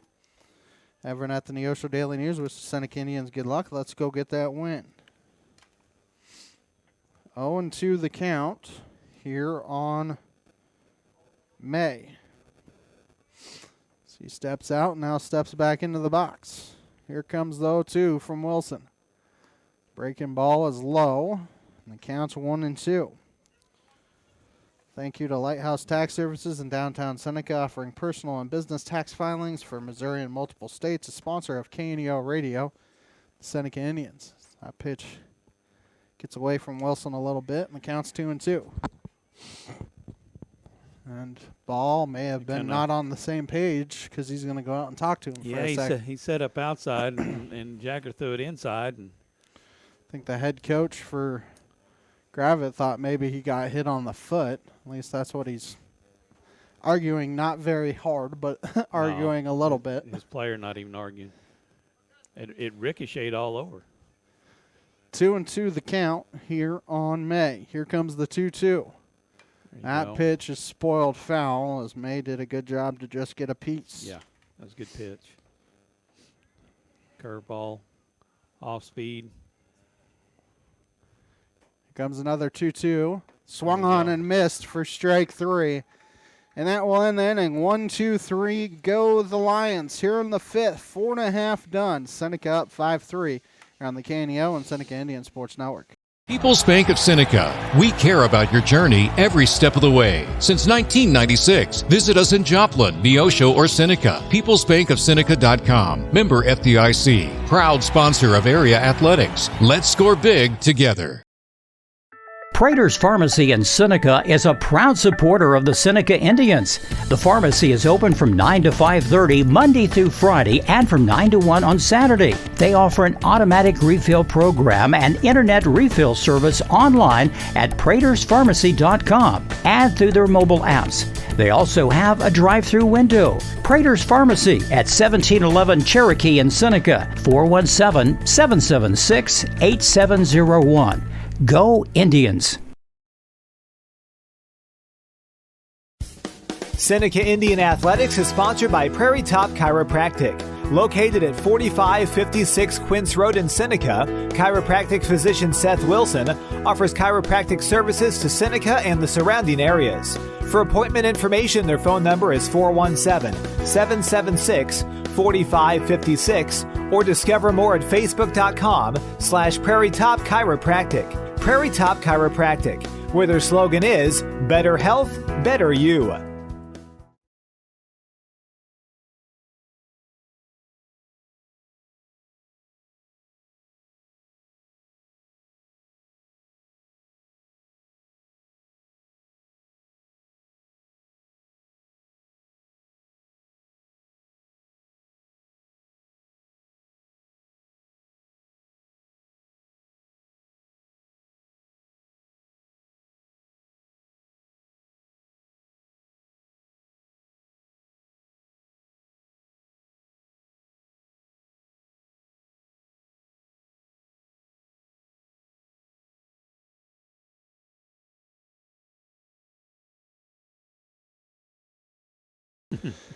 Heart of the order due up for Seneca here in the 5th. Ginger, Ball, and Prater. Anybody reaches, Owens would come to the plate as Ginger has a 1-1 count on him.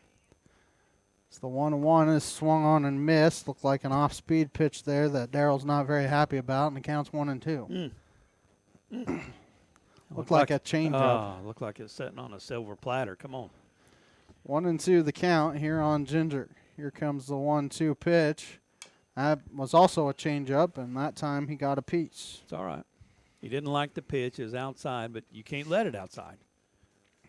You can't leave that outside on this umpire. So count remains 1-2 as Harris for Gravette has really settled things down since coming in the 3rd. 1-2 pitch is get up the middle, and it will get down for a single. Ginger 3 for 3 with 3 singles on the afternoon and 2 RBIs as well.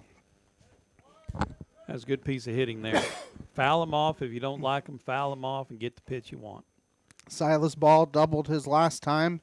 He also has a sac fly. He's 1 for 1 with 2 RBIs as well.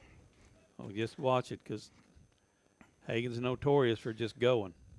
The first pitch is fouled off. And Coach Houston is not happy with Ball for swinging at that one, because you could see that. You could see the look on his face. I mean, Hagen was going to second base, and he's like, Silas, let him get there.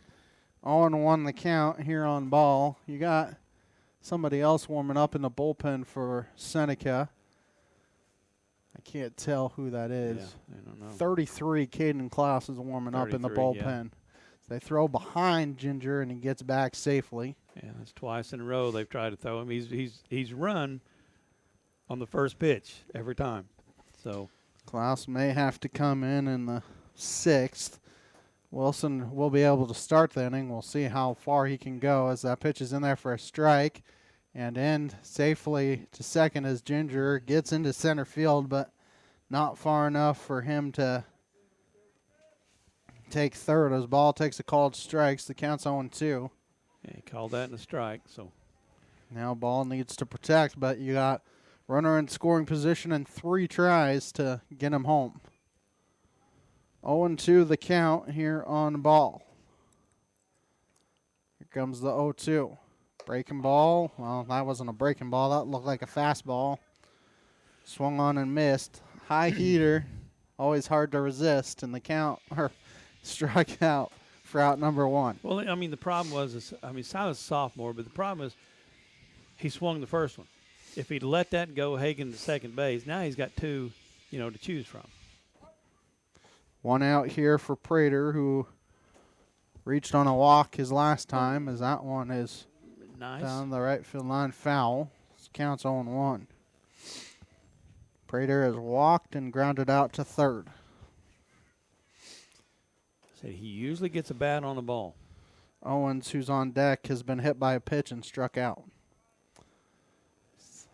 Stepping off the mound there was Harris. Chases Ginger back to the bag as the shortstop's covering. Yeah. Here comes the 0-1. Going to take third on the play. The pitch is a ball. So it counts 1-1. And taking third is Ginger. And I think the coach for Gravette couldn't believe that pitch was a ball. 1-1 the count here on Prater.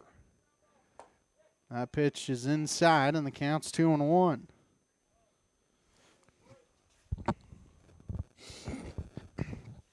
One out here in the 5th. Seneca trying to add on to their lead. Comes the 1-1. That pitch is spoiled, foul out of play. And the count's 2-2. Good swing. Got to see if you can get the ball in play. If you can lift it to the outfield, you potentially can get Ginger home. Yeah, Hagen's going to go no matter what, I think. They're playing as that pitch is in there for a called strike 3. There's 2 outs. I was going to say they're playing the infield in to cut that runoff at home. Now it doesn't matter with 2 outs. As Owens comes to the plate. Hit by a pitch his last time. Imagine that. First pitch, fouled it off himself. Yeah, fouled. 0-1 the count. You know, he didn't get hit that time. He just decided to do it off himself. The Northwest Arkansas Naturals open up the home portion of their schedule at Arvis Ballpark on Tuesday night, April 8th, as they begin a 6-game homestand versus the Frisco Rough Riders that goes through Sunday, April 13th. For ticket information, visit nwanaturals.com, a supporter of high school baseball on KNEO, as Owens fouls that one out of play behind us, so the count 0-2. Keep up on the latest Seneca broadcast ballgame schedule. Be sure to like us on Facebook, facebook.com/KNEO Radios. Follow us on X at KNEO 917 Sports. They out of baseballs? They got to be out of baseballs. Yeah, they're out of baseballs. They're wondering where everyone's at. Well, there's one. There's another one that Used had to get.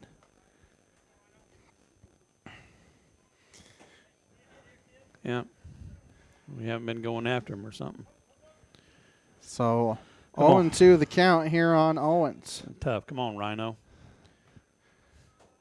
That outside pitch. You better be ready for it. Comes the 0-2. And that pitch is laced in the air to left, but right to the left fielder for out number 3. For Seneca here in the 5th.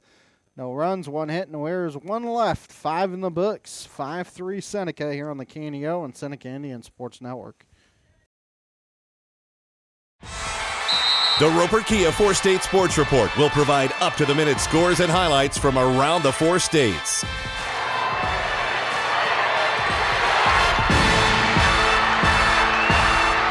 With ultimate local coverage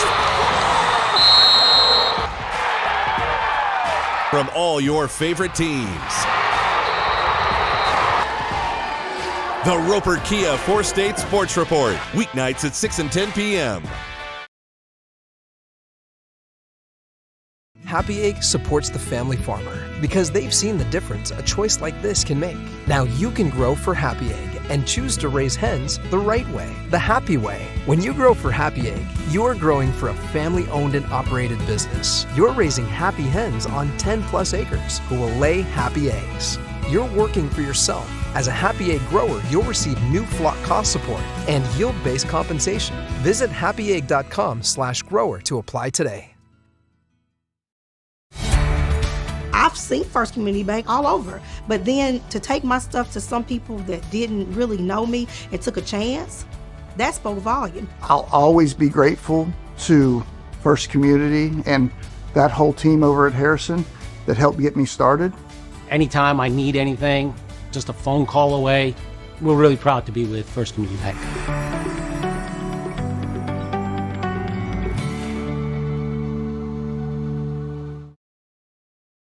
Inning as Kyle Murphy will lead things off, then Keegan McGee, and we'll see about that third hitter. It may be Garcia again, as he pinch hit for Giffen last time. So that first pitch is spoiled foul. Nice. May stay in play. Long ways to go for Owens, and he can't grab it out there in right field. This counts 0-1. Wilson had 88 pitches to start the inning, so he has 7 to work with, and that was one of them. So here comes the 0-1, and that pitch is to the outside corner, and the count's 0-2. Murphy has doubled and tripled. He's the one. He's the one that's been hit. He's the one-man wrecking crew as that ball is hit up the middle. Tough play for Hodgson. Goes over the bag and throws him out. It's a 6-3 putout. There's one down. He's been kind of the troublemaker for Gravette as he's finally put out. As Keegan McGee will come to the plate, who's 0 for 2, flown out and struck out. Our next Seneca broadcast will be a week from tomorrow as the Indians travel to Nevada. Another pinch hitter. Another pinch hitter, number 1. As James Marta. Well, I have a different. Oh, I was looking at the wrong number. So, excuse me, as that first pitch is spoiled foul. This counts 0-1.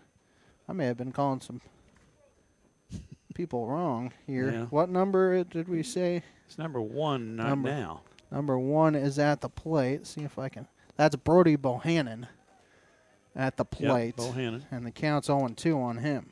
So that one is fouled off. 0-2 the count. Here comes the 0-2, and that's swung on and missed for strike 3, and Wilson will at least get to start this final batter. We'll see who it is. It will be. Got number it'll 10. be. Griffin? No, it's the catcher. Griffin? Yeah, he's Giffen. gonna Giffen. He's Giffen. gonna re-enter. Yeah. Yeah. So he's gonna re-enter as he is 0 for 1. Struck out looking. The pinch hitter Garcia walked. As that's foul. You hit him? I'm very confused. Did I say that's a hit by pitch? Or the bat? I am confused. There is no call on the play. And they want to talk about it because that is Wilson's last pitch if it hit him. So I think both managers, coaches, are going to have a say because Eust isn't going to be happy because he thought it hit the bat. If for some reason it hit the bat, not the hand, the other coach is not going to be happy. Yeah, I don't see this umpire, standing out there at first base going to overrule this one. And I think that will be the last batter for Wilson if that's the case. I could be wrong though.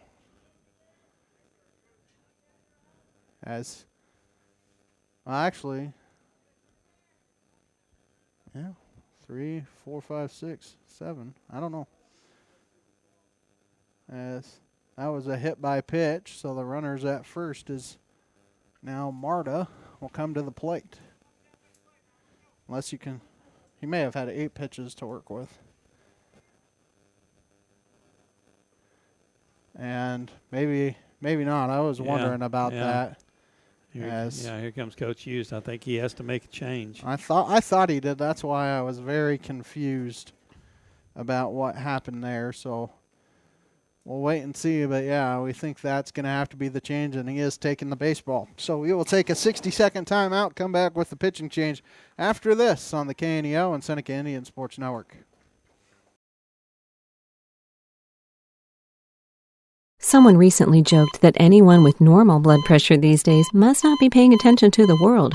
We're bombarded with bad news on every side, and there's no relief in sight. Yet there is a way to cope with these high-pressure times. Don't be anxious, the Bible says. Tell God what you need and thank Him for what He has done. Then you'll experience God's peace. To find out how Jesus Christ can give you this peace, call 888-NEED-HIM or go to www.chataboutjesus.com.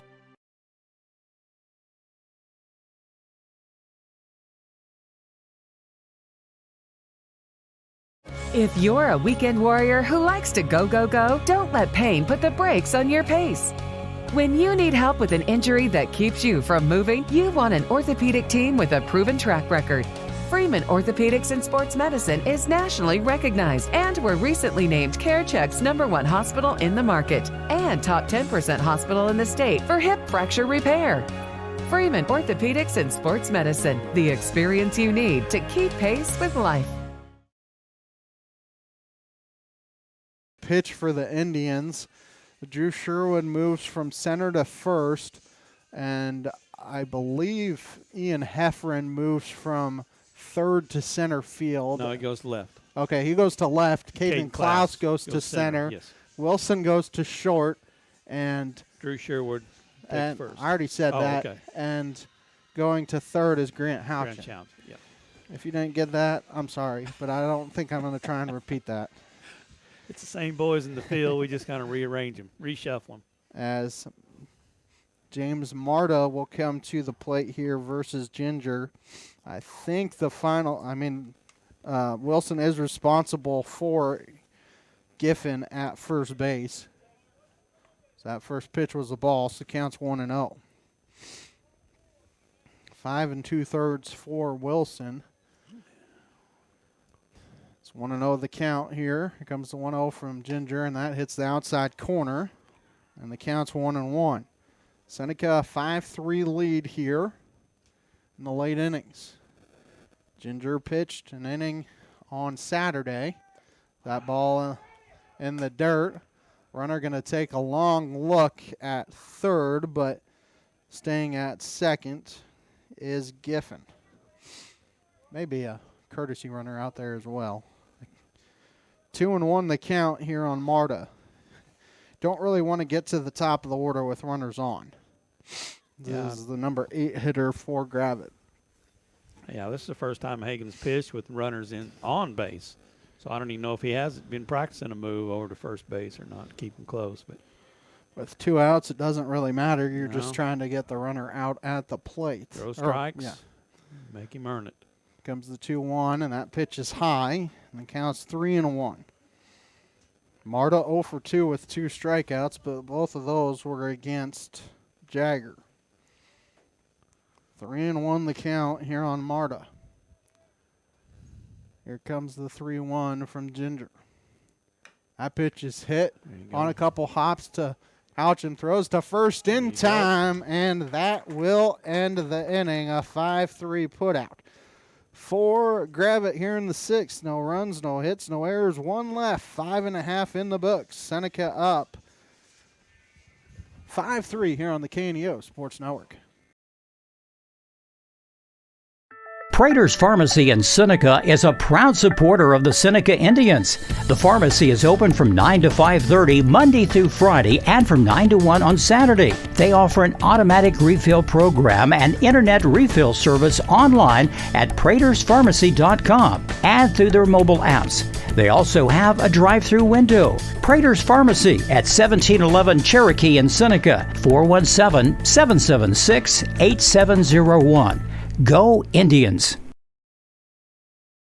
At ProLube Tire and Auto Center, we know what it means to rely on your vehicle.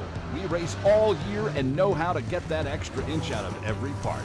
Precision, quality, and reliability are not just words to us. It's what we do every day.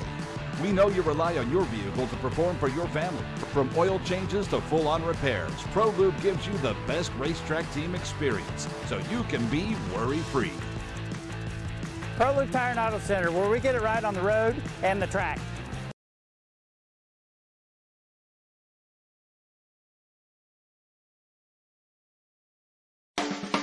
A proud supporter of local high school athletics is Numac Electric. Serving Newton and McDonald County, they provide power for area homes and businesses and want to wish all the athletes much success throughout the season. For online bill pay and account information, the website is numac.com or 417-451-1515.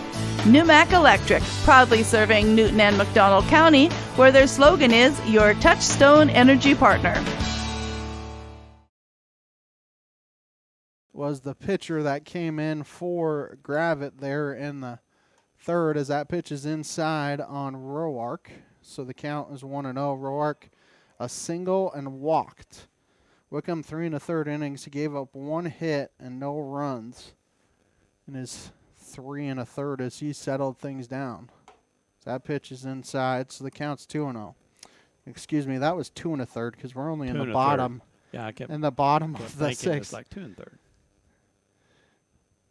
As 2-0 the count here on Roark.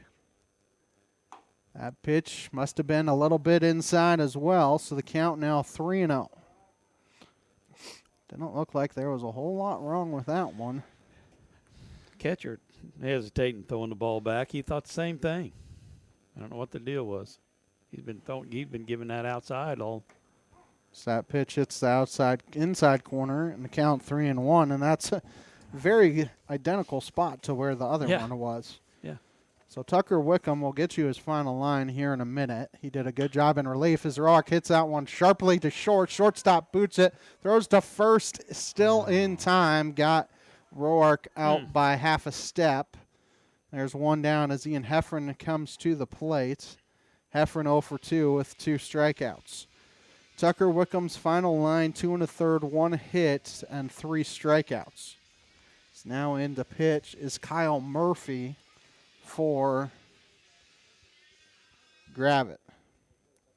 Ginger did a good job getting that final out for Jagger in the 6th as that first pitch is a ball. So the count's 1-0. We'll get you Jagger's final line here in a minute. He pitched well as that pitch is low. So the count's 2-0. Jagger's final line, 5 2/3 innings, 4 hits, 3 runs, 3 earned, no base on balls, and 12 strikeouts. 2-0 the count here on Heffron. Seneca has been up 5-3 since the 3rd inning. That pitch is high, and the count's 3-0. Newmac Electric, Prater's Pharmacy, Prolue Maintenance Center, Freeman Orthopedics and Sports Medicine, Campbell Beddlecombe Funeral Home, Big Nickel, Missouri Southern State University, Prairie Top Chiropractic, Lighthouse Tax Services, Dairy Queen of Seneca, First Community Bank, Cedar Lane Farm and Garden, Northwest Arkansas Naturals, all sponsoring the broadcast here this afternoon. It's the 3-0 pitch. She was swinging away on a 3-0 and spoils it foul, so the count's 3-1. Yeah, Chris is down there pointing at his head saying, you got to think about that. That wasn't that great a pitch to be swinging 3-0. 3-1 the count. Here comes the 3-1. That's in there for a strike. Counts 3-2. That 3-1 pitch was better than the 3-0 pitch. Yeah. Now the count full on Heffron. Here comes the 3-2. That hits the outside corner for strike 3. And there's 2 outs now as Jagger Wilson comes to the plate. Wilson 0 for 3, 2 strikeouts and a fly out. Love to get on base and try and add some insurance here for the Indians. People's Bank of Seneca, Crowder College, Christian Healthcare Ministry, Seneca School District, Southwest Missouri Bank, Neosho Daily News, Marine Center Incorporated, Community Bank and Trust, 4-State Sports Report, Missouri Farm Bureau Agent Josh Dotson, Neosho Area Chamber of Commerce, and Mid-America Specialty Markets, all sponsoring the broadcast. See if Jagger can get on base this time. First pitch to him is high for a ball, so the count's 1-0. Flew out to right field. Last plate appearance in the 4th. So here comes the 1-0. That pitch is spoiled foul. So the count's 1-1.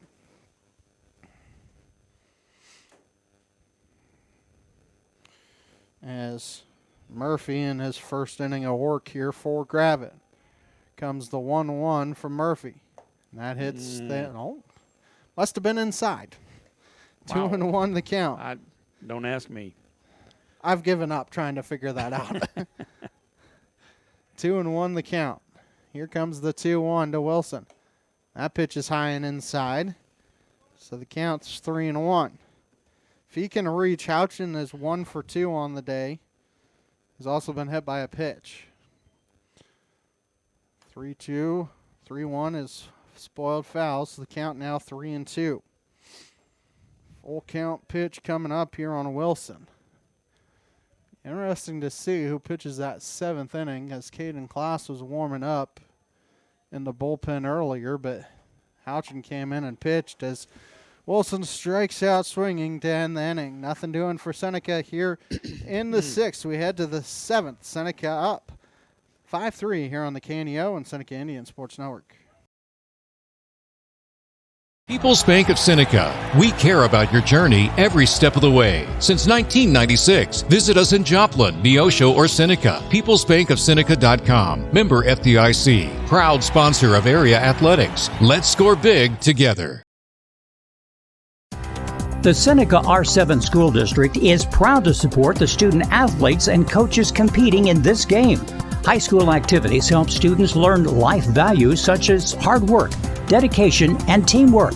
The Seneca R7 School District is honored to serve such a great community and wants to thank all the Indian fans for their great support. The Seneca R7 School District. Tradition, pride, class. Seneca Indian Athletics is sponsored by Prairie Top Chiropractic.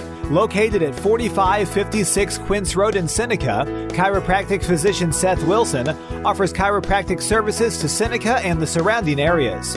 For appointment information, their phone number is 417-776-4556 or discover more at facebook.com/Prairie Top Chiropractic. Prairie Top Chiropractic, where their slogan is better health, better you.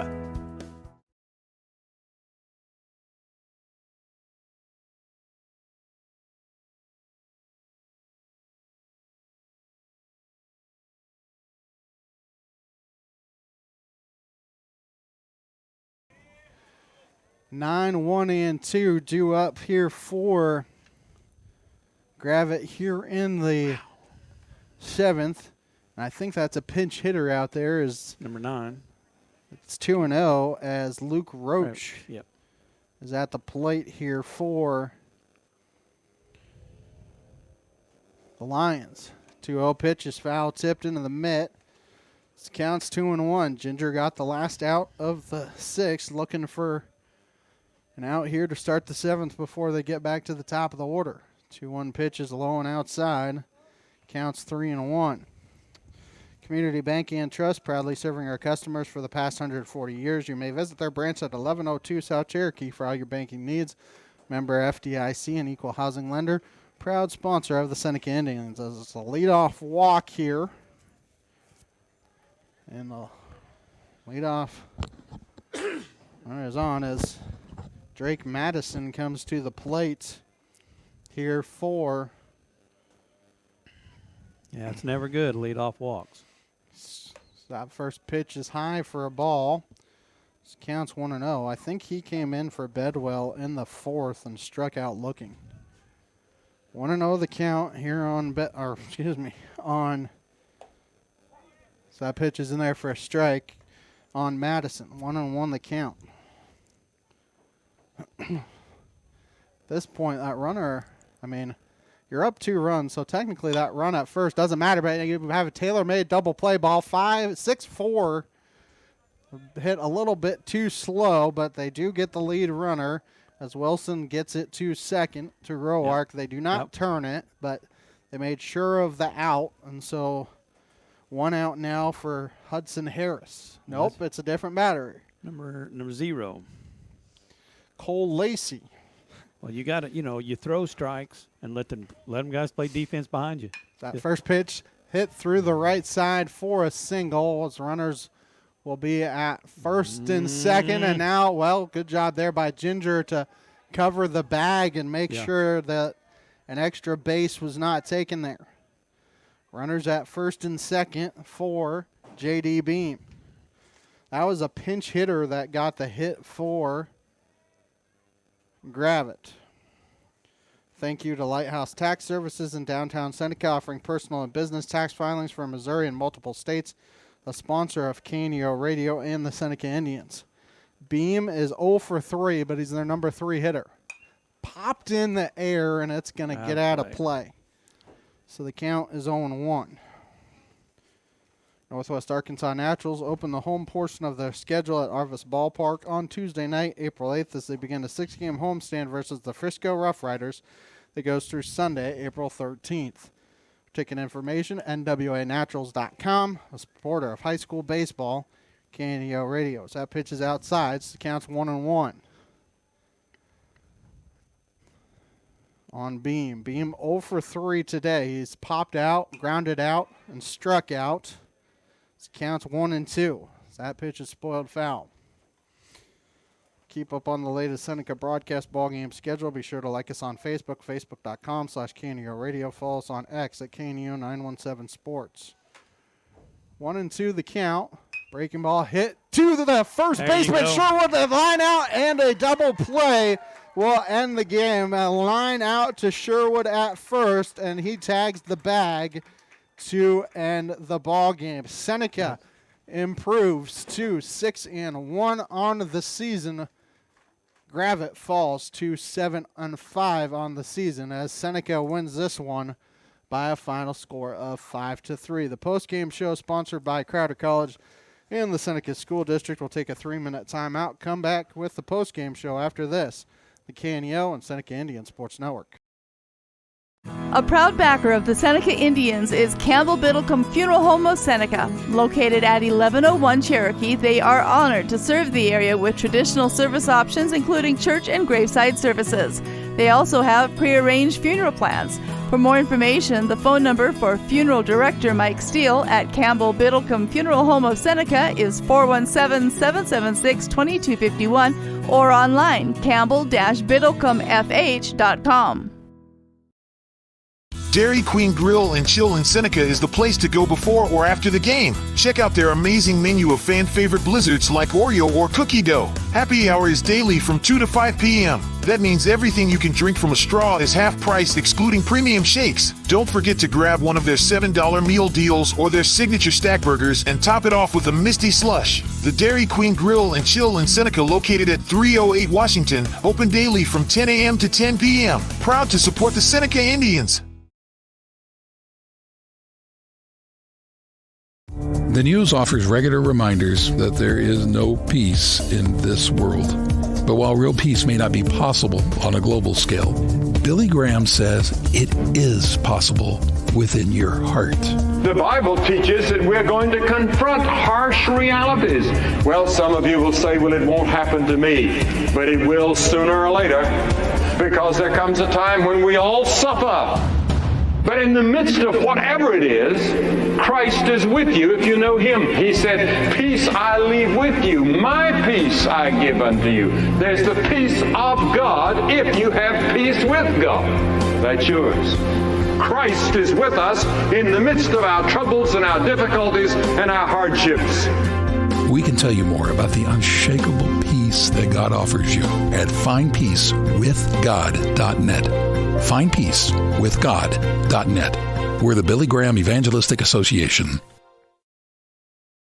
Locally owned, operated, and here for you. Check out the new face of the Neosho Daily News, covering Newton County, highlighting area residents, businesses, school news, sports, and more. Find us on Facebook at Neosho Daily News or call 417-451-1520. Go get 'em, Indians!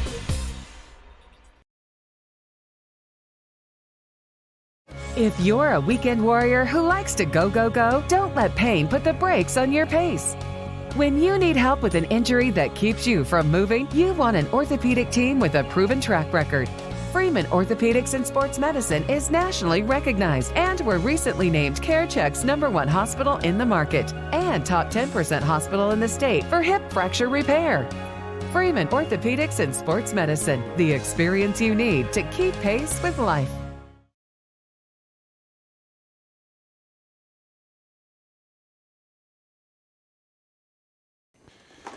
And we welcome you back to the postgame show. Postgame show sponsored by Crowder College and the Seneca School District. Seneca improves to 6-1 on the young season with a 5-3 win. And Daryl, it was the Jagger Wilson show pitching-wise for Seneca, and then Hagen Ginger had himself a good day at the plate and on the mound. Yeah, Hagen came in and at least threw strikes. He walked one, but he threw strikes and made the other team have to play. That's what you want to do as a pitcher. That's what Jagger did. I don't know how many Jagger walked. Maybe 1, 2? Nobody. Yeah, nobody? Okay, so he didn't walk anybody. He made the Gravette have to earn it. Hagen walked one, but he made Gravette earn it. And I'm telling you what, Drew Sherwood with a great play, because that first base line, as you can tell right now, you're looking dead into the sun. And that was a great play by Sherwood to come up with that ball and step on the first base, double him off in the game. Yeah, exactly. And I mean, the first baseman there, you're the runner on first, you're always told to freeze there, Daryl, but a ball hit that hard, there's not much you can do. We've been doubled off several times this year. I mean, Hagen was doubled off because it was a line shot to short. He was on the move to steal, and it was a line shot to short, and he got doubled off. We've been doubled off third base before this year, and so it was a good hard shot, but it was just right to Drew, and Drew came up with a great play. Yeah, I mean, end the game. You look at it here for Seneca. Jagger Wilson the win, 5 2/3 innings, 4 hits, 3 runs, all 3 earned, no base on balls, 12 strikeouts. Ginger does pick up the save, 1 1/3 innings, 1 hit, 1 walk. So, if you're Seneca, you knew Wilson was going to get the start, and then you kind of had to piecemeal it there at the end. And second game in a row, Daryl, that Hagen's come in, and you go, I don't know. And he had a 1, 2, 3 inning. And then he also had on Saturday, and then, a little bit more of a struggle today, but still pitched very well. Well, it's not what Hagen wants, and Hagen does everything he can not to pitch. But he did tell Coach first of the year, it's whatever you need for me to do. And if he has to come in and pitch an inning or two or something like that, try to help the team out. that's what you do, and that's what he did. So we're just waiting as Hagen Ginger and Jagger Wilson are making their way up to the press box here. And Daryl, who do you want first? I guess we'll put Jagger on here first. He's the one that's probably got a sore arm. So pitching all that. We got Jagger Wilson in here. Jagger, you threw well tonight. Got 12 strikeouts tonight, and and a very good team. Gravette's a very good team, and only held them to 3 runs. Yeah, they were a very good team. They had some good hits off me, but I definitely think I can improve. And like certain ways, our team can get better. We can hit better. We can do everything better. We just got to improve. Well, you're talking as a coach now. You're going to make a good coach one of these days if that's all you talk about. Hey, W's a W. You got to enjoy the wins every once in a while. But I thought you really had good control of your pitches on the mound. I don't think you had a walk. I don't think you walked anybody tonight, did he? Oh, well, Coach Hughes said that he had one. Okay, you had one walk. I mean, that's, if you limit the walks, limit the errors, we got a chance to win baseball games. Yeah, I hope we win districts this year too. Well, that's always on the list. Let a conference championship, and then you can worry about districts. And if you can play good, you get a good seeding in district too. Yeah. As well, and you guys have been doing very good. You've had good games at shortstop. I've been to every game. You've been good games at short, good games on the mound, and you had a good game on the mound tonight. Thank you. As we'll let you go, Jagger, and we'll get Hagen on the mic here. Thanks, man. As Hagen finished 3 for 3 and then came up with the save as well. So, are you on? Can you hear? I hear you. 3 for 3 at the plate tonight. You hit the ball well, and I know you're mad. And we talked the other day that you're kind of struggling. You felt like you were struggling a little bit, but tonight you looked like you hit the ball well, saw the ball well. Yeah, I struggled a lot last week. Couldn't catch a barrel for nothing, but got some work in. Figured it out tonight. Well, it's always, if you're struggling, what do? You go right back into the batting cage and start working things out, and that looks like what you did tonight. And you pitched an inning the other night, or Saturday, and you come out here tonight and pitched an inning and a third, I believe it was. Yeah. Got the third out in the 6th inning, and then got them 3 of you. Looked like you were throwing strikes. You only walked 1, but looked like you threw strikes, and where they have to. That's what we talked about up here. Throw strikes where they have to hit the ball. They have to earn it, and that's what you did. And the guys let the guys behind you make plays. Yeah, that's why I told them before the inning. I said, I'm just going to throw it over the plate and hope they hit it where you are, so make a play. I trust all you guys. Well, that's the main thing. Drew made a heck of a play there because you know what it's like standing on that first base line looking right down in the sun and a line drive coming at you. Not much fun, is it? Nah, he plays center. He can read a ball well. I know he can, but them line drives get there kind of quicker. Well, he did great. He did a good job. And you guys played well in 6-1. It's a good start to the year. Yeah. Good luck, guys, on Thursday, Friday, Saturdays. You guys head to Monette, so we'll get Coach Houston here as we'll talk to the head coach here quickly, try and get a couple minutes with him as Seneca improves to 6-1. And Chris, we always talk about how you kind of have your big 4 starters out there. You got Drew and Grant, kind of 1A, 1B. Jagger is a very good number 3 pitcher. Ian Heffron, a good number 4. But, none of them were after Jagger. None of them were eligible tonight. So, being able to get Hagen an inning and a third is big for you guys. As everybody will be rested for that Monette tournament on Thursday now. Yeah.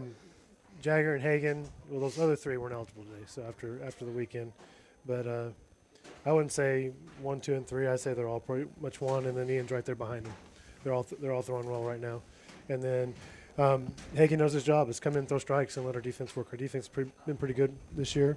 And so as long as we're throwing strikes and letting our defense work, good things should happen. Yeah, defense is playing.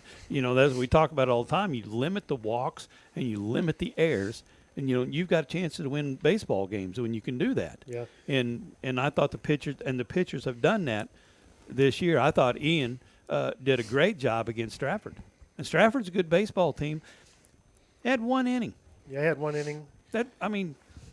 Grant had an inning against Veneta, and came back. We came back and won the game, and Grant pitched well afterwards. But every once in a while, you have an inning like that where they hit the ball where you're not. Yep. And as long as you're making solid plays behind that, well, we kind of fumbled the ball around. In those 2 innings, we fumbled the ball around there and having misplayed and mental errors and physical errors, and let them have, I think, 4 runs in 5 runs in 1 inning. Stratford had, but after that, Ian still came out and pitched well. Yes. We had that conversation before the game tonight about big innings, and big innings lead to wins. Over the last 15 years, the record of teams we played, us or our opponent, is 185-4, with the team having big inning and the other team not. So, it's huge to be able to get that big inning in there and then keep the other team from having that big inning. And I thought we did a great job. There's a couple innings today where they could have broke it open, and we did a good job limiting them to 1 run. Yeah, you had 3 different innings where they had 1 run, and then you had an inning where you had 3, then had 2 where, we were joking about. Wish you could get more in that inning where you got 3, but still, like you said, always after getting runs, you want to have those shutdown innings, and your pitchers have done a pretty good job of that all year long. Yes, they have, and that 3-run inning was all with 2 outs too. Yes, so the kids we're never out of it. They're always in it, and that's what I like about this. And team. we've had a lot of innings like that this year, that we scored a few runs with 2 outs. Yes, we have. And there again, we had bases loaded, and I was telling Ben, I was like, my gosh, we're 1 hit away from just kind of opening this game wide open.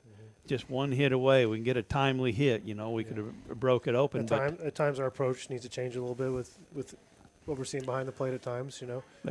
There was a few swings I seen out there. It's like I looked down at you and you were like, "What are you doing?" But you're talking young players. Yeah, those are things we can learn from. Exactly, to get better at when to swing and when not to swing, and what you're trying to do. Out there on the mound or out there at the plate. That's what you're trying to accomplish. You guys head to the Monette tournament Thursday, Friday, Saturday, weather permitting. Obviously, a lot of things can happen, but you're going to see some teams, very good teams, and teams that you will play in district play as well. What are you hoping to learn? Obviously, you want wins, but what are you hoping to learn about your team over these next 3 games? Just see how we come out and compete against these teams, Monette's a very good team, district team, and then we go Carl Junction and Bolivar, both very good teams. Our schedule doesn't get any easier. Day in, day out, and that's on purpose to get us ready for districts. Yeah, make it difficult. Absolutely. And districts is kind of weird this year. We'll talk about this all year long, but it's a 5-team district and it's all Big 8 teams, so you're going to see each other 2-3 times throughout the year. And, you guys are going to know each other by the time you get to district play. Oh, yeah, we always do. Cassville, Monette, East Newton, we always see them several times. Mount Vernon, who's not in our district this year, but we always see those guys several times throughout the year. By the time we get to district time, we know each other pretty well. Well, Chris, we'll let you go. Congratulations on the win here tonight, and good luck this weekend, and we'll talk to you next Tuesday at Nevada. All right, thank you. As Seneca comes away with the win here tonight, 5-3, the final score. Daryl, just quickly, any final thoughts before we wrap things up here? Well, I think, Coach, you said, hit the nail on the head. It's like we're pitching, limited stuff there, but we've been playing defense very well. The boys have been playing defense. 1 error tonight. So okay, and that's something you just work on. But what I'm talking about is mental errors. We're limiting to that. Just when the ball got away, and the third baseman had to run over and get around, said, Hagen's running there to cover third. You have to be in those spots just because something happens. And that's what I think we've eliminated a lot is the mental errors of baseball. And if you can do that, you got a chance to win the games. Seneca will be on the road on Thursday, Friday, and Saturday as they head to Monette. We will not have any of those broadcasts, but if you want to head to Monette and support the boys, they play at 4:30 on Friday and Thursday and Friday, and 2 o'clock on Saturday. Obviously, all of those are weather permitting. Our next Seneca broadcast will be next Tuesday night as the Indians hit the road for their first Big 8 game, and Daryl took his headset off, but that is a big game as they open up at Nevada. That one could tell you a lot about this Seneca team, not only district-wise, but if they're going to have a say in anything going on Big 8-wise. We're past the top of the 7 o'clock hour. You're listening to KNEO 91.7 FM, Neosho Joplin, live online at kneo.org. For our studio producer, Luke Taylor, for Coach Darryl Harbaugh, I'm Ben Wolcott saying so long here from Seneca, the postgame show sponsored by Crowder College and the Seneca School District. We now join Adventures in Odyssey, already in progress here on KNEO.